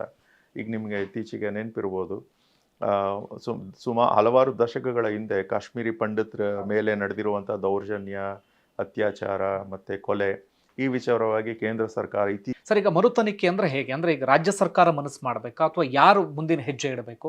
ಹೇಗೆ ಲೀಗಲ್ ಫೈಟ್ ಯಾವ ರೀತಿಯಾಗಿ? ಸೊ ಇಲ್ಲಿ ಏನಾಗಿದೆ ಅಂದರೆ, ಒಂದು ಸಿಸ್ಟಮ್ಯಾಟಿಕ್ ವ್ಯವಸ್ಥೆ ಆಗಿದೆ, ಒಂದು ದಿಕ್ಕನ್ನು ತಪ್ಪಿಸುವ ಒಂದು ಕಾರಣಕ್ಕೋಸ್ಕರ. ಸೊ ಮರು ತನಿಖೆ ಭಾಳ ಸುಲಭವಾಗಿ ಆಗೋದಿಲ್ಲ. ಈ ಪ್ರಕರಣದಲ್ಲಿ ಮರು ತನಿಖೆ ಆಗಲೇಬೇಕು ಅನ್ನೋದಾದರೆ ಒಂದು ದೊಡ್ಡ ಮಟ್ಟದ ಒಂದು ಪ್ರಯತ್ನ ಆಗಬೇಕಾಗುತ್ತೆ ಸರ್ಕಾರದ ವತಿಯಿಂದ. ಒಂದು ಕಮಿಷನ್ ಆಫ್ ಎನ್ಕ್ವೈರಿಯನ್ನು ನಾಮಿನೇಟ್ ಮಾಡಬೇಕಾಗತ್ತೆ, ಸರ್ಕಾರ ರಚನೆ ಮಾಡಬೇಕಾಗತ್ತೆ. ರಚನೆ ಮಾಡಿ ಅದರಲ್ಲಿ ದಕ್ಷತೆ ಮತ್ತು ಪ್ರಾಮಾಣಿಕತೆ ಇರುವಂಥ ವ್ಯಕ್ತಿಗಳನ್ನು ಮಾತ್ರ ಕುಣಿಸಿದ ನಂತರ ಅವರು ಆ ಸ್ಥಳದಲ್ಲಿ ಹೋಗಿ ತಮ್ಮದೇ ಆದ ಪರಿಶೀಲನೆಯನ್ನು ಮಾಡಿ ಸಂಬಂಧಪಟ್ಟ ವ್ಯಕ್ತಿಗಳಿಂದ ಎವಿಡೆನ್ಸನ್ನು ಪಡ್ಕೊಂಡು, ಮತ್ತು ಬೇರೆ ಬೇರೆ ವ್ಯಕ್ತಿಗಳಿಂದ ಎವಿಡೆನ್ಸನ್ನು ಪಡ್ಕೊಂಡು, ಒಂದು ವೇಳೆ ಅವರು ಪ್ರಾಮಾಣಿಕವಾಗಿ ರೆಕಮೆಂಡೇಶನ್ ಕೊಡ್ಲಿಕ್ಕೆ ಸಾಧ್ಯವಾದರೆ ಈ ಪ್ರಕರಣದಲ್ಲಿ ನಿಜವಾದ ತಪ್ಪಿತಸ್ಥರನ್ನು ಕೈ ಬಿಡುವಂಥ ಕೆಲಸ ಪೊಲೀಸ್ ಇಲಾಖೆ ನಡೆಸಿದೆ. ಆ ತಪ್ಪಿತಸ್ಥರ ವಿರುದ್ಧ ನಮಗೆ ಸಾಕಷ್ಟು ಮಾಹಿತಿಯನ್ನು ನಾವು ಸಂಗ್ರಹ ಮಾಡಿದ್ದೀವಿ. ಆ ಕಾರಣಕ್ಕೋಸ್ಕರ ಇದರಲ್ಲಿ ಮರು ತನಿಖೆ ಆಗಬೇಕು ಅಂತ ಒಂದು ವೇಳೆ ಸರ್ಕಾರಕ್ಕೆ ಅವರು ರಿಪೋರ್ಟನ್ನು ಕೊಟ್ಟ ಪಕ್ಷದಲ್ಲಿ, ಆ ರಿಪೋರ್ಟ್ ಆಧಾರದ ಮೇಲೆ ಸರ್ಕಾರವೇ ಹೈಕೋರ್ಟ್ಗೆ ಹೋಗ್ಬೋದು. ಕರ್ನಾಟಕ ಹೈಕೋರ್ಟ್ ಮೆಟ್ಲೇರಿ ದಯವಿಟ್ಟು ಈ ಪ್ರಕರಣದಲ್ಲಿ ಈಗ ನಡೆದಿರುವಂಥ ಒಂದು FIR ಅನ್ನು ಬಿಟ್ಟು ಉಳಿದ ಎಲ್ಲ ಒಂದು ಡೆವಲಪ್ಮೆಂಟ್ಗಳನ್ನು ತಾವು ಕ್ವಾಶ್ ಮಾಡಿ FIR ಆಧಾರದ ಮೇಲೆ ತನಿಖೆ ಮಾಡಲಿಕ್ಕೆ ಅವಕಾಶವನ್ನು ಕೊಡಿ ಅಂತ ಕೇಳಿದ್ರೆ, ಸೊ ಇಟ್ಸ್ ಪಾಸಿಬಲ್. ಅಂದ್ರೆ ಹೊಸದಾಗಿ ತನಿಖೆ ಆರಂಭ ಆಗುತ್ತೆ. ಈಗೇನಾತ FIR ರಿಜಿಸ್ಟರ್ ಆಗಿತ್ತಲ್ಲ, ಆ ಹಂತದಿಂದ ಮುಂದುವರಿದು ತನಿಖೆಯನ್ನು ಮುಂದುವರಿಸಲಿಕ್ಕೆ ಈಗ ಹೈಕೋರ್ಟ್ಗೆ ಶಕ್ತಿ ಇರುತ್ತೆ. ಸೆಕ್ಷನ್ 482 ಆಫ್ ಕ್ರಿಮಿನಲ್ ಪ್ರೊಸೀಜರ್ ಕೋಡ್ನಲ್ಲಿ ಆ ಪವರನ್ನು ಇನ್ವೋಕ್ ಮಾಡಲಿಕ್ಕೆ ಸರ್ಕಾರ ಬಲವಾದ ಕಾರಣವನ್ನು ಕೊಡಬೇಕಾಗತ್ತೆ. ಈಗ ಮಾಡ್ತಿರುವಂಥ ಪ್ರೊಟೆಸ್ಟ್ ಏನಿದೆ ಅದು ಬಲವಾದ ಕಾರಣವಾಗೋದಿಲ್ಲ. ಅಂದ್ರೆ ಈಗ ಒಂದಷ್ಟು ಜನರು ಈಗ ಪ್ರಶ್ನೆ ಅಥವಾ ಒಂದಷ್ಟು ಜನರಲ್ಲಿ ಗೊಂದಲ ಅಂದ್ರೆ, ಮರು ತನಿಖೆ ಮಾಡಿದ್ರು ಏನು ಪ್ರಯೋಜನ, ಏನು ಸಾಕ್ಷಿ ಸಿಗುತ್ತೆ ಈ ಪ್ರಕರಣದಲ್ಲಿ? ಸಾಧ್ಯವಾಗಬಹುದು ಮರು ತನಿಖೆ ಮಾಡಿದ ನಂತರ, ಏಕೆಂದರೆ ನಾವು ಕಾನೂನು ವ್ಯವಸ್ಥೆಯಲ್ಲಿ ನಂಬಿಕೆ ಇಟ್ಟಾಗ ಸಾಧ್ಯವಾಗತ್ತೆ, ಇಟ್ಸ್ ಪಾಸಿಬಲ್. ಏಕೆಂದರೆ ಎವಿಡೆನ್ಸ್ ಅನ್ನುವಂಥದ್ದು ನಮ್ಮ ವ್ಯವಸ್ಥೆಯಲ್ಲಿ ಒಂದು ವಸ್ತು ಮಾತ್ರ ಅಲ್ಲ, ಹೇಳಿಕೆ ಇರ್ಬೋದು, ಆ ಒಂದು ವ್ಯಕ್ತಿ ಇರ್ಬೋದು, ಯಾರಾದರೂ ವ್ಯಕ್ತಿ ಮುಂದೆ ಬಂದು ಹೇಳ್ಬೋದು, ನಾನು ಗಮನಿಸಿದ್ದೆ ಈ ರೀತಿ ನಡೆದಿತ್ತು, ಅಥವಾ ನಾನು ಇಂಥ ಒಂದು ವಿಷಯವನ್ನು ಕೇಳಿದ್ದೆ, ಇಂತಿಂಥ ವ್ಯಕ್ತಿಗಳ ಪಾತ್ರ ಈ ರೀತಿ ಇದೆ ಅಂತ ನನಗೆ ಗೊತ್ತು, ಯಾಕೆಂದರೆ ನಾನು ನೋಡಿದ್ದೆ, ಅಥವಾ ನನಗೆ ಸಂಶಯ ಹುಟ್ಟುವಂಥ ಇಂಥ ಒಂದು ಘಟನೆಗಳು ನಡೆದಿದ್ದಾವೆ ಅಂತ. That will also be evidence. ಅದನ್ನು ಕೂಡ ನ್ಯಾಯಾಲಯ ಪರಿಗಣಿಸಬಹುದು. ಓಕೆ ಸರ್, ಇವಾಗ ಒಂದು ಕೇರಳ ಇದರಿಂದ ಉದಾಹರಣೆ ಕೊಡ್ತಾ ಇದ್ರಿ, ಅಲ್ಲಿ ಯಾರ ನಿರ್ದೋಷಿ ಅಂತ ತೀರ್ಪು ಬರುತ್ತೋ ಆತನೇ ಕೋರ್ಟ್ಗೆ ಹೋಗ್ತಾನೆ ಅಂತ. ಇಲ್ಲ ಅಂತದ ಅವಕಾಶ ಇದೆಯಾ? ಸಂತೋಷ್ ರಾವ್ ಏನಾದರೂ ಕೋರ್ಟ್ಗೆ ಹೋಗ್ಬೋದಾ, ಅಥವಾ ಸೌಜನ್ಯ ಕುಟುಂಬಸ್ಥರು ನೇರವಾಗಿ ಏನಾದರೂ ಕೋರ್ಟ್ಗೆ ಅರ್ಜಿ ಹಾಕ್ಬೋದಾ? ಹೇಗೆ? ವೆಲ್, ಸಂತೋಷ್ ರಾವ್ ಕೋರ್ಟ್ಗೆ ಹೋಗುವಂಥದ್ದು ಅದೇನಾತ ಈ ಪ್ರಕರಣದಲ್ಲಿ ಆತ ಒಂದು ವೇಳೆ ಕೋರ್ಟ್ಗೆ ಹೋಗ್ತಾನೆ ಅಂತ ಇಟ್ಕೊಳ್ಳಿ. ಸೊ ನ್ಯಾಯಾಲಯ ಹೇಳ್ಬೋದು, ನೋಡಪ್ಪ ನಿನ್ನ ಖುಲಾಸೆ ಮಾಡಿರೋ ಕಾರಣಕ್ಕೆ ನಿನ್ನ ವಿರುದ್ಧವೇ ಸರ್ಕಾರ ನ್ಯಾಯಾಲಯಕ್ಕೆ ಬರ್ಬೋದು. ಸೊ ಆ ಕಾರಣಕ್ಕೋಸ್ಕರ ನಿನ್ನನ್ನು ಬಚಾವ್ ಮಾಡ್ಕೊಳ್ಳಿಕ್ಕೆ ಬಂದಿದೆಯಾ ಅಂತಲೂ ಕೂಡ ನಾವು ಭಾವಿಸ್ಬೋದು. ಆ್ಯಂಡ್ ಬಲವಾದ ಮೆಟೀರಿಯಲ್ ಬೇಕಾಗುತ್ತೆ. ಆ್ಯಂಡ್ ಇನ್ನೊಂದು ಕಮಿಷನ್ ಆಫ್ ಎನ್ಕ್ವೈರಿ ಬಗ್ಗೆ ಯಾತಕ್ಕೆ ಹೇಳಿದೆ ಅಂದರೆ, ಇದರಲ್ಲಿ ಏನಾಗಿದೆ, ತನಿಖಾಧಿಕಾರಿ ಒಂದು ಹಂತದಲ್ಲಿ ಬೇರೆ 3 ಜನರನ್ನು ಸಮನ್ ಮಾಡಿ ಆರೋಪಿಯನ್ನಾಗಿ ಸಹ ಆರೋಪಿಗಳನ್ನಾಗಿ ಮಾಡಬೇಕು ಅಂತ ಮನವಿಯನ್ನು ಮಾಡಿಕೊಂಡಿದ್ದ. ಸೌಜನ್ಯ ಅವರ ತಂದೆ ಕೂಡ ಅಂತ ಒಂದು ಪ್ರಯತ್ನದಲ್ಲಿ ಭಾಗಿಯಾಗಿದ್ರು. ಅವ್ರಿಗೆ ಹಿನ್ನಡೆ ಆಗಿದೆ ನ್ಯಾಯಾಲಯದಲ್ಲಿ. But all said and done ಹಿನ್ನಡೆ ಆದ ನಂತರ ಅವರು ಅದನ್ನು ಮುಂದುವರಿಸಿಲ್ಲ, ಮೇಲ್ಮನವಿ ರೂಪದಲ್ಲಿ ತೊಗೊಂಡು ಹೋಗಿಲ್ಲ. ಸೊ ತೊಗೊಂಡು ಹೋಗಿಲ್ಲದೆ ಇರೋ ಕಾರಣ ಆ್ಯಂಡ್ ನಿರೀಕ್ಷೆ ಅದು ಇರುತ್ತೆ. ಯಾಕೆಂದರೆ ಆಲ್ ಸೆಡ್ ಅಂಡ್ ಡನ್ ಸರ್ಕಾರ ತೋರಿಸ್ಬೋದಾದಂಥ ಒಂದು ರಿಸೋರ್ಸು ಮತ್ತು ಇಂಟ್ರೆಸ್ಟನ್ನು ಖಾಸಗಿ ವ್ಯಕ್ತಿಗಳು ತೋರಿಸ್ಲಿಕ್ಕೆ ಆಗೋದಿಲ್ಲ. ಸೊ ಆ ಥರನಾದ ಹಿನ್ನಡೆ ಆಗಿರೋದ್ರಿಂದ ಆ ಹಿನ್ನಡೆಯನ್ನು ಓವರ್ಕಮ್ ಮಾಡಲಿಕ್ಕೆ ಈಗ ಇನ್ನೂ ಹೆಚ್ಚು ಮೆಟೀರಿಯಲ್ನ ಸಂಗ್ರಹಿಸಬೇಕಾಗತ್ತೆ. ಆ್ಯಂಡ್ ನನಗನ್ಸುತ್ತೆ ಇಲ್ಲಿ ಒಂದು ಪ್ರಾಪರ್ ಕಮಿಷನ್ ಆಫ್ ಎನ್ಕ್ವೈರಿ ಬಂದರೆ ಖಂಡಿತ ಅದು ಆ್ಯಕ್ಚುಲಿ ಈ ಪ್ರಕರಣದಲ್ಲಿ ಮರು ತನಿಖೆಗೆ ಒಂದು ಅವಕಾಶವನ್ನು ಸೃಷ್ಟಿಸುತ್ತೆ ಅಂತ ನಾನು ಭಾವಿಸ್ತಿದ್ದೀನಿ. ಅಂದ್ರೆ ಈಗ ಹೋರಾಟಗಾರರು ಸರ್ಕಾರದ ಮೇಲೆ ಇನ್ನಷ್ಟು ಒತ್ತಡ ಹೇರೋ ಕೆಲಸ ಮಾಡಬೇಕು. ಹೋರಾಟಗಾರರು ಇನ್ನೂ ಹೆಚ್ಚು ಮತ್ತೆ ಇನ್ನೊಂದೇನಾಗುತ್ತೆ ಅಂದರೆ, ನಮ್ಮ ಸರ್ಕಾರಗಳೆಲ್ಲ ಭಾಳ ಒಂದು ಮಂದ ಒಂದು ಗತಿಯಲ್ಲಿ ನಡೆಯುತ್ತವೆ. 5,000 ಜನ ಬಂದು ಹೋರಾಟ ಮಾಡಿದಾಗ ಸರ್ಕಾರ ಎಚ್ಚೆತ್ಕೊಳ್ಳೋದಿಲ್ಲ. 50,000 ಜನ ಬಂದರೆ, 1,00,000 ಜನ ಬಂದರೆ ಖಂಡಿತ ಎಚ್ಚೆತ್ಕೊಳ್ಳುತ್ತೆ. ಯಾಕೆಂದರೆ ಸರ್ಕಾರ ಯೋಚನೆ ಮಾಡುವಂಥದ್ದು ಸೌಜನ್ಯಕ್ಕೆ ನ್ಯಾಯ ಸಿಗಬೇಕು ಅಂತಲ್ಲ. ಅವರ ಒಂದು ಎಲೆಕ್ಷನ್ ಪ್ರಾಸ್ಪೆಕ್ಟ್ ಏನಾಗ್ಬೋದು, ಜನರು ಹೋರಾಟ ಮಾಡಿ ಸರ್ಕಾರದ ವಿರುದ್ಧ ಕಠಿಣ ನಿಲುವು ತೊಗೊಂಡು ಇಂಥ ಪಾರ್ಟಿಗೆ ವೋಟ್ ಮಾಡೋದಿಲ್ಲ ಅಂತ ಹೇಳಿದ್ರೆ ಅಂತ. ಸರ್ಕಾರ ಯಾವುದೇ ಪಾರ್ಟಿ ಇರ್ಬೋದು, ಯೋಚನೆ ಮಾಡೋ ವಿಧಾನ ಅದೇ ರೀತಿ ಇರುತ್ತೆ. ಸೊ ಈಗಾಗಲೇ ನಡ್ತಿರುವಂಥ ಹೋರಾಟವನ್ನು ಇನ್ನೂ ಹೆಚ್ಚು ಅಂದರೆ ಶಾಂತಿಯುತವಾಗಿ ನಡೆಸಬೇಕು.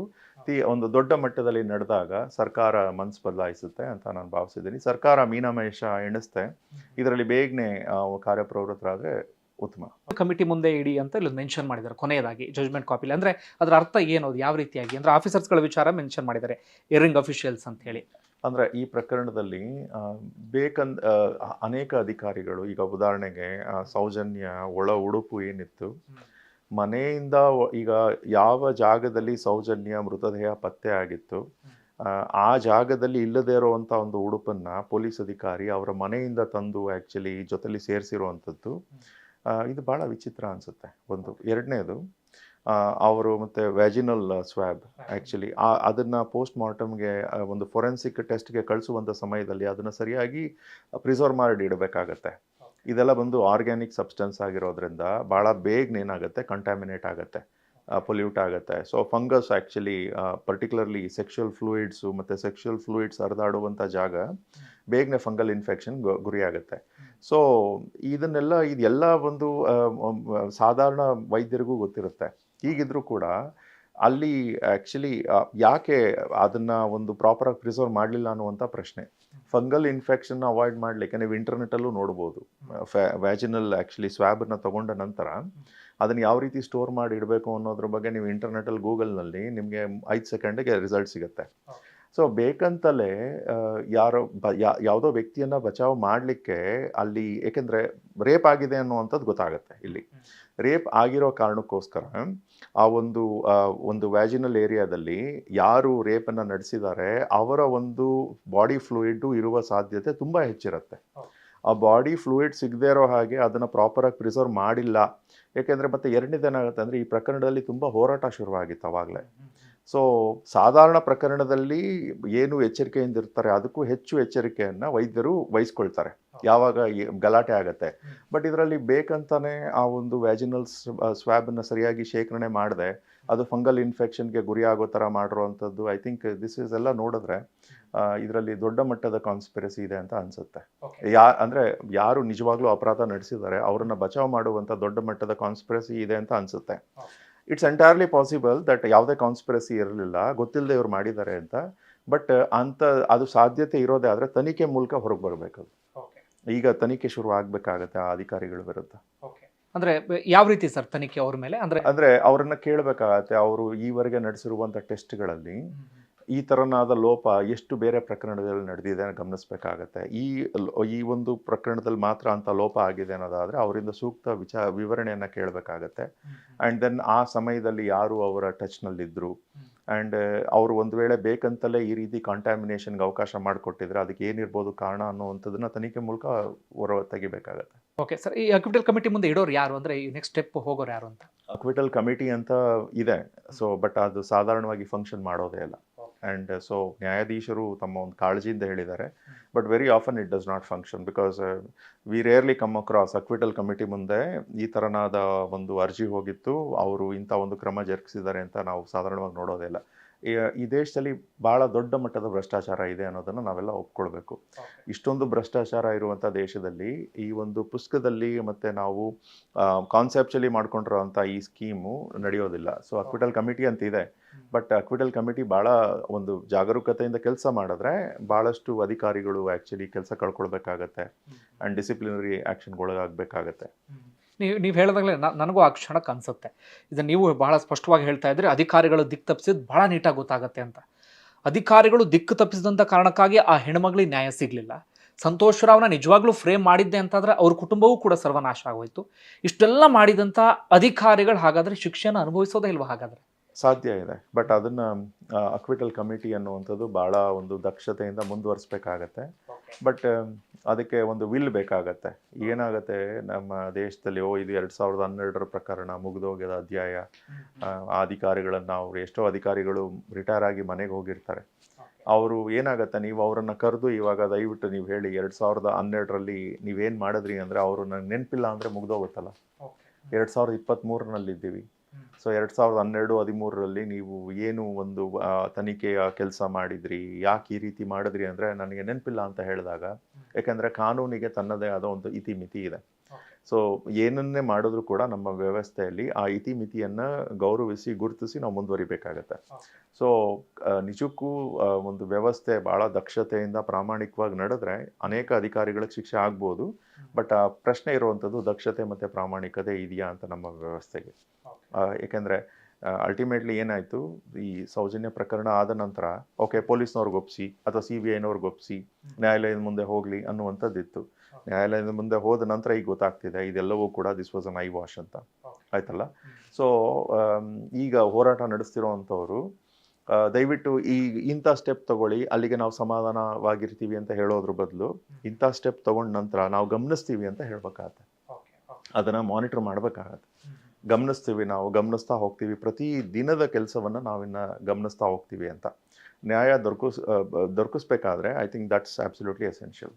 ಓಕೆ ಸರ್, ಇದು ನೋಡ್ತಿದ್ದಾಗ ಇಲ್ಲಿ ಐಒ ದಿಕ್ ತಪ್ಪಿಸಿದ್ದು ಭಾಳ ಸ್ಪಷ್ಟವಾಗಿ ಗೊತ್ತಾಗುತ್ತೆ. CCTV ಫುಟೇಜ್ ಸರಿಯಾಗಿ ಕಲೆಕ್ಟ್ ಮಾಡಿಲ್ಲ, ಜೊತೆಗೆ ಆರಂಭದಲ್ಲಿ ಕಲೆಕ್ಟ್ ಮಾಡಬೇಕಾದಂಥ ಸಾಕ್ಷಿಯನ್ನು ಕೂಡ ಕಲೆಕ್ಟ್ ಮಾಡಿಲ್ಲ. ಮತ್ತೊಂದು ಡಾಕ್ಟರ್ ವಿಚಾರವನ್ನು ಹೇಳ್ತಾ ಇದ್ರಿ, original swab basic knowledge doctors ಆದರೆ ಇರಲೇಬೇಕಾಗತ್ತೆ, ಆದರೆ ಅದನ್ನು ಸರಿಯಾದ ರೀತಿಯಲ್ಲಿ ಕಾಪಾಡ್ಕೊಂಡಿಲ್ಲ, ಅದಕ್ಕೆ ಫಂಗಸನ್ನು ಹಿಡಿಸ್ಬಿಟ್ಟಿದ್ರು.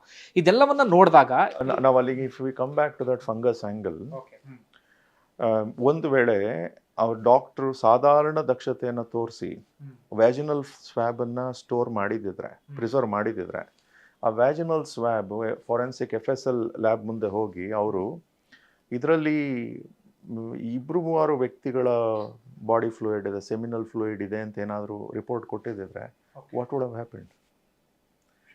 ಆ್ಯಂಡ್ ಎರಡನೇದು, ಅದನ್ನು ಐಸೋಲೇಟ್ ಮಾಡ್ಬೋದು ನೀವು, ಸಪ್ರೇಟಾಗಿ ತೆಗೆದು ಆ ವ್ಯಕ್ತಿಯನ್ನು ಒಂದು ವೇಳೆ ನೀವು ಬಂಧಿಸಿದ್ರೆ ಆ ವ್ಯಕ್ತಿಯ ಒಂದು ಬ್ಲಡ್ಡನ್ನು ತಗೊಂಡ್ರೆ ನಾವು ಟೆಸ್ಟ್ ಮಾಡಿ ನೋಡ್ಬೋದು ಅಂತ ಕೂಡ ಹೇಳ್ಬೋದು ಡಾಕ್ಟರ್ಸ್. ಬಿಕಾಸ್ DNA ಇವಾಗ ನಿಮಗೆ ಗೊತ್ತಿದೆ, 35,000 ವರ್ಷಗಳ ಹಿಂದೆ ನಶಿಸಿ ಹೋಗಿರುವಂಥ ಒಂದು ವ್ಯಕ್ತಿ ಅಥವಾ ಒಂದು ಪ್ರಾಣಿಯ ಒಂದು DNA ಅನ್ನು ತೊಗೊಂಡು ಇವಾಗ they are able to study it, properly preserve ಆಗಿರುತ್ತೆ ಎಷ್ಟೋ ಸನ್ನಿವೇಶಗಳಲ್ಲಿ, ಅದನ್ನು ಐಡೆಂಟಿಫೈ ಮಾಡಲಿಕ್ಕೆ ಅವಕಾಶ ಆಗ್ತಾ ಇದೆ. ಹೀಗಿರಬೇಕಾದ್ರೆ ಒಂದು ವೇಳೆ ಆ DNA ಸ್ವ್ಯಾಬನ್ನು ಆ ಒಂದು ವ್ಯಾಜಿನಲ್ ಸ್ವ್ಯಾಬನ್ನು ಪ್ರಾಪರಾಗಿ ಸಾಧಾರಣ ದಕ್ಷತೆಯಿಂದ ವೈದ್ಯಾಧಿಕಾರಿ ಕೆಲಸ ನಿರ್ವಹಿಸಿದ್ದಿದ್ರೆ, ಅಲ್ಲಿ ರಿಪೋರ್ಟ್ ಏನಾದರೂ ಒಂದು ವೇಳೆ ಬಂದಿದ್ದಿದ್ರೆ ಇಲ್ಲಿ ಗ್ಯಾಂಗ್ ರೇಪ್ ಆಗಿದೆ, ಬೇರೆ ಬೇರೆ ವ್ಯಕ್ತಿಗಳ ಒಂದು ಸೆಮಿನಲ್ ಒಂದು ಸೀಮೆನ್ ಫ್ಲೂಯಿಡ್ ಇದೆ ಅಂತ ಬಂದಿದ್ದಿದ್ರೆ ಏನಾಗ್ತಿತ್ತು? ಓಕೆ, ಅಂದರೆ ಇಲ್ಲಿ ಒರಿಜಿನಲ್ ಸ್ವ್ಯಾಬ್ ಅಷ್ಟು ಪ್ರಮುಖ ಪಾತ್ರವನ್ನು ವಹಿಸುತ್ತೆ. ಬೇಕಂತಲೇ ಇದನ್ನು ಡಿಸ್ಟ್ರಾಯ್ ಮಾಡಲಿಕ್ಕೆ, ಬಿಕಾಸ್ ಅಲ್ಟಿಮೇಟ್ಲಿ ಏನಾಗುತ್ತೆ, ನೀವು ಫಂಗಲ್ ಒಂದು ಇನ್ಫೆಕ್ಷನ್ ಆಗಿ ಕಾಂಟ್ಯಾಮಿನೇಟ್ ಆಗ್ಲಿಕ್ಕೆ ಬಿಡೋದಿಲ್ಲ, ಸಾಧಾರಣವಾಗಿ ಯಾರು ಕೂಡ ಬಿಡೋದಿಲ್ಲ. ಮೋರ್ ಸೊ ಐ ಥಿಂಕ್ ಈ ಒಂದು ಜಡ್ಜ್ಮೆಂಟನ್ನು ಓದಿದಾಗ ಏನು ಗೊತ್ತಾಗುತ್ತೆ ಅಂದರೆ, ಆಕೆ ಆ ಒಂದು ಡಿಸಪಿಯರ್ ಆದ ದಿನವೇ 100 ಜನ ಹೋಗಿ ಆ ಜಾಗವನ್ನು ಕೂಡ ಹುಡುಕಿರ್ತಾರೆ. ವೆರಿ ನೆಕ್ಸ್ಟ್ ಡೇ ಹೋರಾಟ ಶುರುವಾಗುತ್ತೆ, ಪ್ರೊಟೆಸ್ಟ್ ಶುರುವಾಗುತ್ತೆ. ಸೊ ಪ್ರೊಟೆಸ್ಟ್ ಇದ್ದಂಥ ಪ್ರಕರಣದಲ್ಲಿ ಇಷ್ಟೊಂದು ಬೇಜವಾಬ್ದಾರಿತನದಿಂದ ಯಾರಾದರೂ ವರ್ತಿಸ್ತಾರೆ ಅಂದರೆ that is very shocking. Okay, ಅದನ್ನೇ ನಾನು ಕೇಳಕ್ ಬಂದೆ. ಇದು ನೋಡಿದಾಗ ಅಂದ್ರೆ ಕರ್ತವ್ಯ ಲೋಪ ಅನ್ಸುತ್ತೆ ಅಥವಾ ಯಾರ್ದು ಒತ್ತಡ ಕಾರಣಕ್ಕಾಗಿ ಹೀಗೆ ಮಾಡಿದ್ರು ಅಂತ? ಕರ್ತವ್ಯ ಲೋಪ ಅಂತ ಅನ್ಸೋದಿಲ್ಲ. ಐ ಥಿಂಕ್ ಬೇಕಂತಲೇ ಯಾರು ಅಪರಾಧವನ್ನ ಎಸಗಿದ್ದಾರೆ ಅವರ ಒಂದು ಶೀಲ್ಡ್ ಮಾಡಲಿಕ್ಕೆ, ಇನ್ನೊಬ್ಬ ಯಾರನ್ನೋ ಬಲಿಪಶು ಮಾಡಲಿಕ್ಕೆ ಮಾಡಿದಂಥ ಒಂದು ಸೊ ಈಗ ನಾವು ಹಿಂಗೆ ಯೋಚನೆ ಮಾಡೋಣ. ಬೇರೆ ಯಾವುದೋ ಒಂದು ಗ್ಯಾಂಗ್ ರೇಪ್ ನಡೆದಿದೆ ಸೌಜನ್ಯ ಮೇಲೆ, ಮತ್ತು ಗ್ಯಾಂಗ್ ಆಕೆಯ ಒಂದು ಕೊಲೆಯನ್ನು ಮಾಡಿದ್ದಾರೆ. ಬೇರೆ ಯಾವುದೋ ವ್ಯಕ್ತಿಯ ಮೇಲೆ, ಒಂದು ಅಮಾಯಕ ವ್ಯಕ್ತಿಯ ಮೇಲೆ ಇದನ್ನು ಒಂದು ತೋರಿಸ್ಲಿಕ್ಕೆ ಏನೆಲ್ಲ ಮಾಡ್ಬೋದು ಅಂತ ನಾವೇನಾದರೂ ಸ್ಟೋರಿ ಬರೀಲಿಕ್ಕೆ ಶುರು ಮಾಡಿದ್ರೆ ಒಂದು ಸಿನಿಮಾಗೆ ಏನೆಲ್ಲ ಒಂದು ನಾವು ಆ್ಯಕ್ಚುಲಿ ಟ್ವಿಸ್ಟ್ಗಳನ್ನು ಕೊಡ್ತೀವಿ, ಆ ಎಲ್ಲ ಟ್ವಿಸ್ಟ್ ಈ ಪ್ರಕರಣದಲ್ಲಿ ಕಾಣಿಸುತ್ತೆ. ಸರಿ, ಈಗ ಇನ್ನೊಂದು ಪ್ರಶ್ನೆ, ಸಂತೋಷ್ ರಾವ್ ವಿಚಾರಕ್ಕೆ ಸಂಬಂಧಪಟ್ಟ ಹಾಗೆ. ಸಂತೋಷ್ ರಾವ್ ಫ್ಯಾಮಿಲಿ ನೋಡಿದ್ರೆ ಬಹಳ ಬೇಸರ ಆಗುತ್ತೆ. ಇಡೀ ಕುಟುಂಬ ಒದ್ದಾಡುವಂಥ ಪರಿಸ್ಥಿತಿ ನಿರ್ಮಾಣ ಆಗಿದೆ. ಕೋರ್ಟ್ ಕೂಡ ಇದೀಗ ಆತ ನಿರ್ದೋಷಿ ನಿರಪರಾಧಿ ಅಂತ ತೀರ್ಪು ಕೊಟ್ಟಿದೆ. ಹಾಗೆ ಅಬ್ಸಲ್ಯೂಟ್ ಅನ್ನೋ ಪದ ಬಳಸಿದ್ದಾರೆ. ಆ ಪದವನ್ನು ಸಾಧಾರಣ ನ್ಯಾಯಾಧೀಶರು ಬಳಸೋದಿಲ್ಲ, ಅಬ್ಸಲ್ಯೂಟ್ಲಿ ಅಂತ ಬಳಸಿದ್ದಾರೆ. ನ್ಯಾಯಾಲಯಕ್ಕೆ ಒಂದು ತರನಾದ ಔಟ್ರೇಜ್ ಉಂಟಾಗಿದೆ. ಬೇರೆ ಯಾರನ್ನೋ ಬಚಾವ್ ಮಾಡೋ ಕಾರಣಕ್ಕೋಸ್ಕರ ಈತ ಅಮಾಯಕನನ್ನ ತಂದು ಇಲ್ಲಿ ಇಟ್ಟರು ಹಾಗೆ ನ್ಯಾಯಾಧೀಶರಿಗೆ ಅನಿಸಿದೆ. ಓಕೆ, ಈಗ ಅವನಿಗೆ ಪರಿಹಾರ ಹೇಗೆ ಸರ್? ಅವನಿಗೆ ಪರಿಹಾರ ಸಿಗಲ್ವಾ ಹೇಗೆ ಅಂತ? ಪರಿಹಾರ ಸಿಗ್ಬೋದು ಒಂದು ವೇಳೆ ಬೇರೆ ಯಾರನ್ನೋ ಮರು ತನಿಖೆ ಮೂಲಕ ಬೇರೆ ಯಾವುದೋ ವ್ಯಕ್ತಿ ಇದನ್ನ ಮಾಡಿದ್ದ ಅಂತ ಹೇಳಿ ಆ ಪ್ರಕರಣ ನ್ಯಾಯಾಲಯಕ್ಕೆ ಹೋಗಿ ಅದು ಒಂದು ಹಂತಕ್ಕೆ ಹೋದ ನಂತರ ಆತ ಪರಿಹಾರದ ಬಗ್ಗೆ ಯೋಚನೆ ಮಾಡ್ಬೋದು. ಸದ್ಯದ ಪರಿಸ್ಥಿತಿಯಲ್ಲಿ ಪರಿಹಾರ ಇಲ್ಲ, ಖಂಡಿತ ಇರೋದಿಲ್ಲ. ಒಟ್ಟಾರೆಯಾಗಿ ನಿಮಗೆ ಇದನ್ನು ನೋಡಿದಾಗ ಒಟ್ಟಾರೆಯಾಗಿ ನಿಮ್ಗೆ ಅನಿಸಿದ್ದೇನು, ಅಥವಾ ಅವ್ರ ಕುಟುಂಬಸ್ಥರಿಗೆ ಸಲಹೆ ಕೊಡೋದಾದ್ರೆ ಅಥವಾ ಹೋರಾಟಗಾರರಿಗೆ ಸಲಹೆ ಕೊಡೋದಾದ್ರೆ ಒಟ್ಟಾರೆ ಈ ಸೌಜನ್ಯ ಪ್ರಕರಣದಲ್ಲಿ ನೀವು ಏನು ಹೇಳ್ತೀರಿ? ಅಂದ್ರೆ ನಾನು ಯಾಕೆ ಈ ಮಾತು ಕೇಳ್ತೀನಿ ಅಂದ್ರೆ ಇಂಥ ನೂರಾರು ಪ್ರಕರಣಗಳನ್ನು ನೋಡಿದ್ದೀರಿ ನೀವು, ಅದಕ್ಕೆ ಸಾಕ್ಷಿಯಾಗಿದ್ದೀರಿ, ಆ ಕಾರಣಕ್ಕೆ ಕೇಳ್ತಾ ಇದ್ದೀನಿ. ಒಟ್ಟಾರೆಯಾಗಿ ಏನು ಅನಿಸ್ತು ನೀವೇನು? ಇದರಲ್ಲಿ ಸತ್ಯ ಹೊರಗೆ ಬರಬೇಕಾಗತ್ತೆ. ಯಾಕೆ ಅಂದರೆ ಈಗ ಈ ಪ್ರಕರಣ ಒಂದು ದೊಡ್ಡ ಸ್ವರೂಪವನ್ನು ಪಡ್ಕೊಂಡಿದೆ.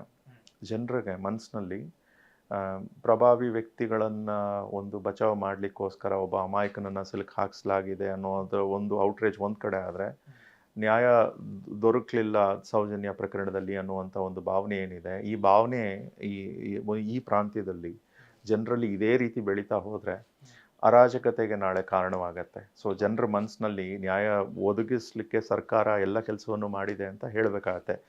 ಎಲ್ಲ ಕೆಲಸವನ್ನು ಮಾಡಿಲ್ಲ ಸರ್ಕಾರ ತುಂಬ ಮುಟ್ಟಾಳತನದ ಕೆಲಸವನ್ನು ಮಾಡಿದೆ ಈವರೆಗೆ. ಸೊ ಸರ್ಕಾರ ತನ್ನ ಒಂದು ರಿಪೇರ್ ಮಾಡ್ಕೊಳ್ಬೇಕು. ಆ್ಯಂಡ್ ಸೊ ಸೌಜನ್ಯ ಪ್ರಕರಣದಲ್ಲಿ ನ್ಯಾಯ ಒದಗಿಸ್ಲಿಕ್ಕೆ ಸರ್ಕಾರ ಈಗ ಹೆಚ್ಚು ಕಾರ್ಯಪ್ರವೃತ್ತ ಆಗಬೇಕು ಅಂತ ಅನಿಸುತ್ತೆ. ಆ್ಯಂಡ್ ನ್ಯಾಯ ಸಿಗಲೇಬೇಕಾಗತ್ತೆ ಈ ಪ್ರಕರಣದಲ್ಲಿ. 12 ವರ್ಷ ಇರ್ಬೋದು, 15 ವರ್ಷ ಆಗ್ಬೋದು. ಆ್ಯಂಡ್ ನಮ್ಮ ಒಂದು ಲೀಗಲ್ ಸಿಸ್ಟಮ್ನಲ್ಲಿ ಪ್ರಾಮಾಣಿಕತೆ ಮತ್ತು ದಕ್ಷತೆಯಿಂದ ಕೆಲಸ ಮಾಡಿದ್ರೆ ಸತ್ಯವನ್ನು ಹೊರ ತೆರೆಯುವಂಥ ಪ್ರಯತ್ನ ಖಂಡಿತ ಮಾಡ್ಬೋದು. ಸೊ ಇದರಲ್ಲಿ ಮರು ತನಿಖೆ ಮಾಡಲೇಬೇಕಾಗುತ್ತೆ. ಓಕೆ ಸರ್, ಕೊನೆಯದಾಗಿ ಒಂದು ಪ್ರಶ್ನೆ. ನಾನು ಈ ಪ್ರಕರಣ ಎಲ್ಲವನ್ನೂ ಕೂಡ ನೋಡಿದಾಗ ನನಗೆ ಅನಿಸಿದ್ದು, ಚಂದ್ರಯಾನ 3 ಹಂತದವರೆಗೆ ಬಂದುಬಿಟ್ಟಿದ್ದೀವಿ, ಟೆಕ್ನಾಲಜಿ ಬೇರೆ ಬೇರೆ ರೀತಿಯಲ್ಲಿ ಇಂಪ್ರೂವ್ ಆಗ್ತಾ ಇದೆ. ಆದರೆ ಇಂಥ ಸಂದರ್ಭದಲ್ಲಿ ದೊಡ್ಡ ಮಟ್ಟಿಗೆ ಪ್ರತಿಭಟನೆ ನಡೆದಿತ್ತು, ಜನರ ಆಕ್ರೋಶ ವ್ಯಕ್ತವಾಗಿತ್ತು. ಆದರೆ ಒಂದು ಹೆಣ್ಣು ಮಗಳನ್ನು ರೇಪ್ ಮಾಡಿ ಅಷ್ಟು ಕೆಟ್ಟದಾಗಿ ಮರ್ಡರ್ ಮಾಡಿದವರು ಯಾರು ಅಂತ ಪತ್ತೆ ಹಚ್ಚೋದಿಕ್ಕೆ ಆಗೋದಿಲ್ಲ ಅಂದರೆ ಜನ ಹೇಗೆ ಕಾನೂನಿನ ಮೇಲೆ ನಂಬಿಕೆ ಇಟ್ಕೋಬೇಕು ಅಂತ? ಖಂಡಿತ. ಆ್ಯಂಡ್ ಸೊ ಇದು ಲಾ ಆ್ಯಂಡ್ ಆರ್ಡರ್ ಸಮಸ್ಯೆ ಕೂಡ. ಏತಕ್ಕೆ ಅಂದರೆ ನೀವು 20-30 ವರ್ಷಗಳ ಅವಧಿಯನ್ನು ತಗೊಂಡು ನೋಡಿದಾಗ ಎಷ್ಟೋ ಜಾಗಗಳಲ್ಲಿ ಸರ್ಕಾರ ಒಂದು ಹಿಡಿತವನ್ನು ಕಳ್ಕೊಂಡ್ಬಿಡುತ್ತೆ, ನಕ್ಸಲರು ಜಾಸ್ತಿ ಆಗ್ತಾರೆ. ಆ್ಯಂಡ್ ಸೊ ನೀವು ಅದರ ಒಂದು ಹಿಸ್ಟ್ರಿಯನ್ನು ನೋಡಿದಾಗ ಜನರಿಗೆ ಸರ್ಕಾರದ ಮೇಲೆ ಸಂಪೂರ್ಣ ಒಂದು ಹಾಸ್ಟಿಲಿಟಿ ಡೆವಲಪ್ ಆಗಲಿಕ್ಕೆ ಎಷ್ಟೋ ಪ್ರಕರಣಗಳು ನಡೆದು ಹೋಗ್ಬಿಟ್ಟಿರುತ್ತವೆ. ಸೊ ಇದು ಅಂಥ ಪ್ರಕರಣ ಆಗ್ಕೂಡ್ದು. ಸೊ ಜನರಿಗೆ ಸರ್ಕಾರದ ಮೇಲೆ ನಂಬಿಕೆ ಹೊರಟು, ಏಕೆಂದರೆ ಈ ನಕ್ಸಲರು ಇದನ್ನೇ ಕಾಯ್ತಾ ಇರ್ತಾರೆ, ರೈಟ್? ಸರ್ಕಾರದ ಮೇಲೆ ಜನರಿಗೆ ತೀವ್ರತರನಾದ ಬೇಸರ ಮತ್ತು ಸಿಟ್ಟು ಬರೋವಂಥದ್ದು ಆಗಲಿ ಅಂತ. ಸೊ ಏನಾಗುತ್ತೆ, ನಕ್ಸಲರ ಸ್ನೇಹಿತರಾಗಿ ಸರ್ಕಾರ ನಡ್ಕೊಂಡಂಗೆ ಆಗುತ್ತೆ. ಸೊ ಅದು ಆಗ್ಕೂಡ್ದು. ಆ್ಯಂಡ್ ಈ ಭಾಗದಲ್ಲಿ ನಾವು ಅದನ್ನು ಗಮನಿಸಿದ್ದೀವಿ. ಸೊ ಸರ್ಕಾರ ಕೂಡಲೇ ಕಾರ್ಯಪ್ರವೃತ್ತವಾಗಿ ಕೆಲಸವನ್ನು ಮಾಡಬೇಕಿಲ್ಲಿ. ಥ್ಯಾಂಕ್ ಯು ಸರ್, ಇಲ್ಲಿವರೆಗೆ ಸಾಕಷ್ಟು ವಿಚಾರ ಶೇರ್ ಮಾಡ್ಕೊಂಡ್ರಿ. ನಾನು ಮತ್ತೊಮ್ಮೆ ಬರ್ತೀನಿ ನಿಮ್ಮ ಹತ್ರ. ನೋಡಿ, ಈ ವಿಚಾರವನ್ನು ಜನರ ಮುಂದೆ ಇಡ್ತೀನಿ, ಜನ ಹೇಗೆ ರಿಸೀವ್ ಮಾಡ್ತಾರೆ ನೋಡ್ತೀನಿ. ಇನ್ನೊಂದಷ್ಟು ಪಾಯಿಂಟ್ಸ್ಗಳನ್ನ ಇಟ್ಕೊಂಡು ಎಲ್ಲವನ್ನೂ ಇಟ್ಕೊಂಡು ಮತ್ತೊಮ್ಮೆ ನಿಮ್ಮ ಹತ್ರ ಬರ್ತೀನಿ. ಯಾಕಂದರೆ ಜನರಿಗೆ ನಿಮ್ಮ ಮೂಲಕ ಇನ್ನೊಂದಷ್ಟು ಕ್ಲಾರಿಟಿ ಕೊಡುವಂಥ ಕೆಲಸವನ್ನು ಮಾಡ್ತೀನಿ. Thank you sir. ಓಕೆ, ಇಲ್ಲಿವರೆಗೆ ನನ್ನ ಜೊತೆಗೆ ಸುಪ್ರೀಂ ಕೋರ್ಟ್ನ ಹಿರಿಯ ವಕೀಲರಾಗಿರುವಂಥ KV ಧನಂಜಯ ಅವರಿದ್ದರು. ಸಾಕಷ್ಟು ವಿಚಾರವನ್ನು ಹೇಳ್ತಾ ಇದ್ರು. ಅವರು ಒಟ್ಟಾರೆಯಾಗಿ ಹೇಳಿದಾಗ ನಾನು ಗಮನಿಸಿದಂಥ ವಿಚಾರ ಅಂದರೆ ಒಂದು ಬಹಳ ಸ್ಪಷ್ಟವಾಗಿ ಅವ್ರು ಹೇಳ್ತಿದ್ದಾರೆ, ಯಾರನ್ನೋ ಬಚಾವ್ ಮಾಡೋದಕ್ಕೆ ಇಲ್ಲಿ ಸಂತೋಷ್ ರಾವ್ ಎನ್ನುವಂಥ ವ್ಯಕ್ತಿಯನ್ನು ಫ್ರೇಮ್ ಮಾಡಿದ್ದು ಈ ಜಜ್ಮೆಂಟ್ ಕಾಪಿಯನ್ನು ನೋಡಿದಾಗ ಬಹಳ ಸ್ಪಷ್ಟವಾಗಿ ಗೊತ್ತಾಗುತ್ತೆ ಅಂತ. ನಾನು ಮತ್ತೆ ಹೇಳ್ತೀನಿ, ಇವರನ್ನು ಯಾಕೆ ಮಾತನಾಡಿಸ್ದೆ ಅಂದರೆ ನಾವೆಲ್ಲೋ ಕೂತ್ಕೊಂಡು ಊಹಾಪೋಹ ಹಾಗಾಯ್ತಂತೆ ಹೀಗಾಯ್ತಂತೆ ಅಂತ ಕತೆ ಕಟ್ಟೋದಿಕ್ಕೆ ಸಾಧ್ಯ ಆಗೋದಿಲ್ಲ. ಇವರು ಇದನ್ನು ತಿಳಿದಂಥವರು ಇಂತಹ ಸಾಕಷ್ಟು ಪ್ರಕರಣವನ್ನು ನೋಡಿರ್ತಾರೆ. ಆಗ ಈ ಎಲ್ಲ ಮಾತಿಗೂ ಕೂಡ ಒಂದು ತೂಕ ಬರುತ್ತೆ. ಆ ಕಾರಣಕ್ಕಾಗಿ ಅವ್ರನ್ನ ಮಾತನಾಡಿಸಿದ್ದೇನೆ. ನೋಡೋಣ ಈ ಪ್ರಕರಣ ಎಲ್ಲಿವರೆಗೂ ಹೋಗಿ ತಲುಪುತ್ತೆ ಅಂತ ಹೇಳಿ. ಮತ್ತೊಮ್ಮೆ ಇವ್ರನ್ನ ಬಂದು ಮಾತಾಡಿಸ್ತೀನಿ. ಮುಂದಿನ ವಿಡಿಯೋದಲ್ಲಿ ನಾನು ಮತ್ತೊಮ್ಮೆ ನಿಮ್ಮ ಮುಂದೆ ಹಾಜರಾಗ್ತೀನಿ. Thank you.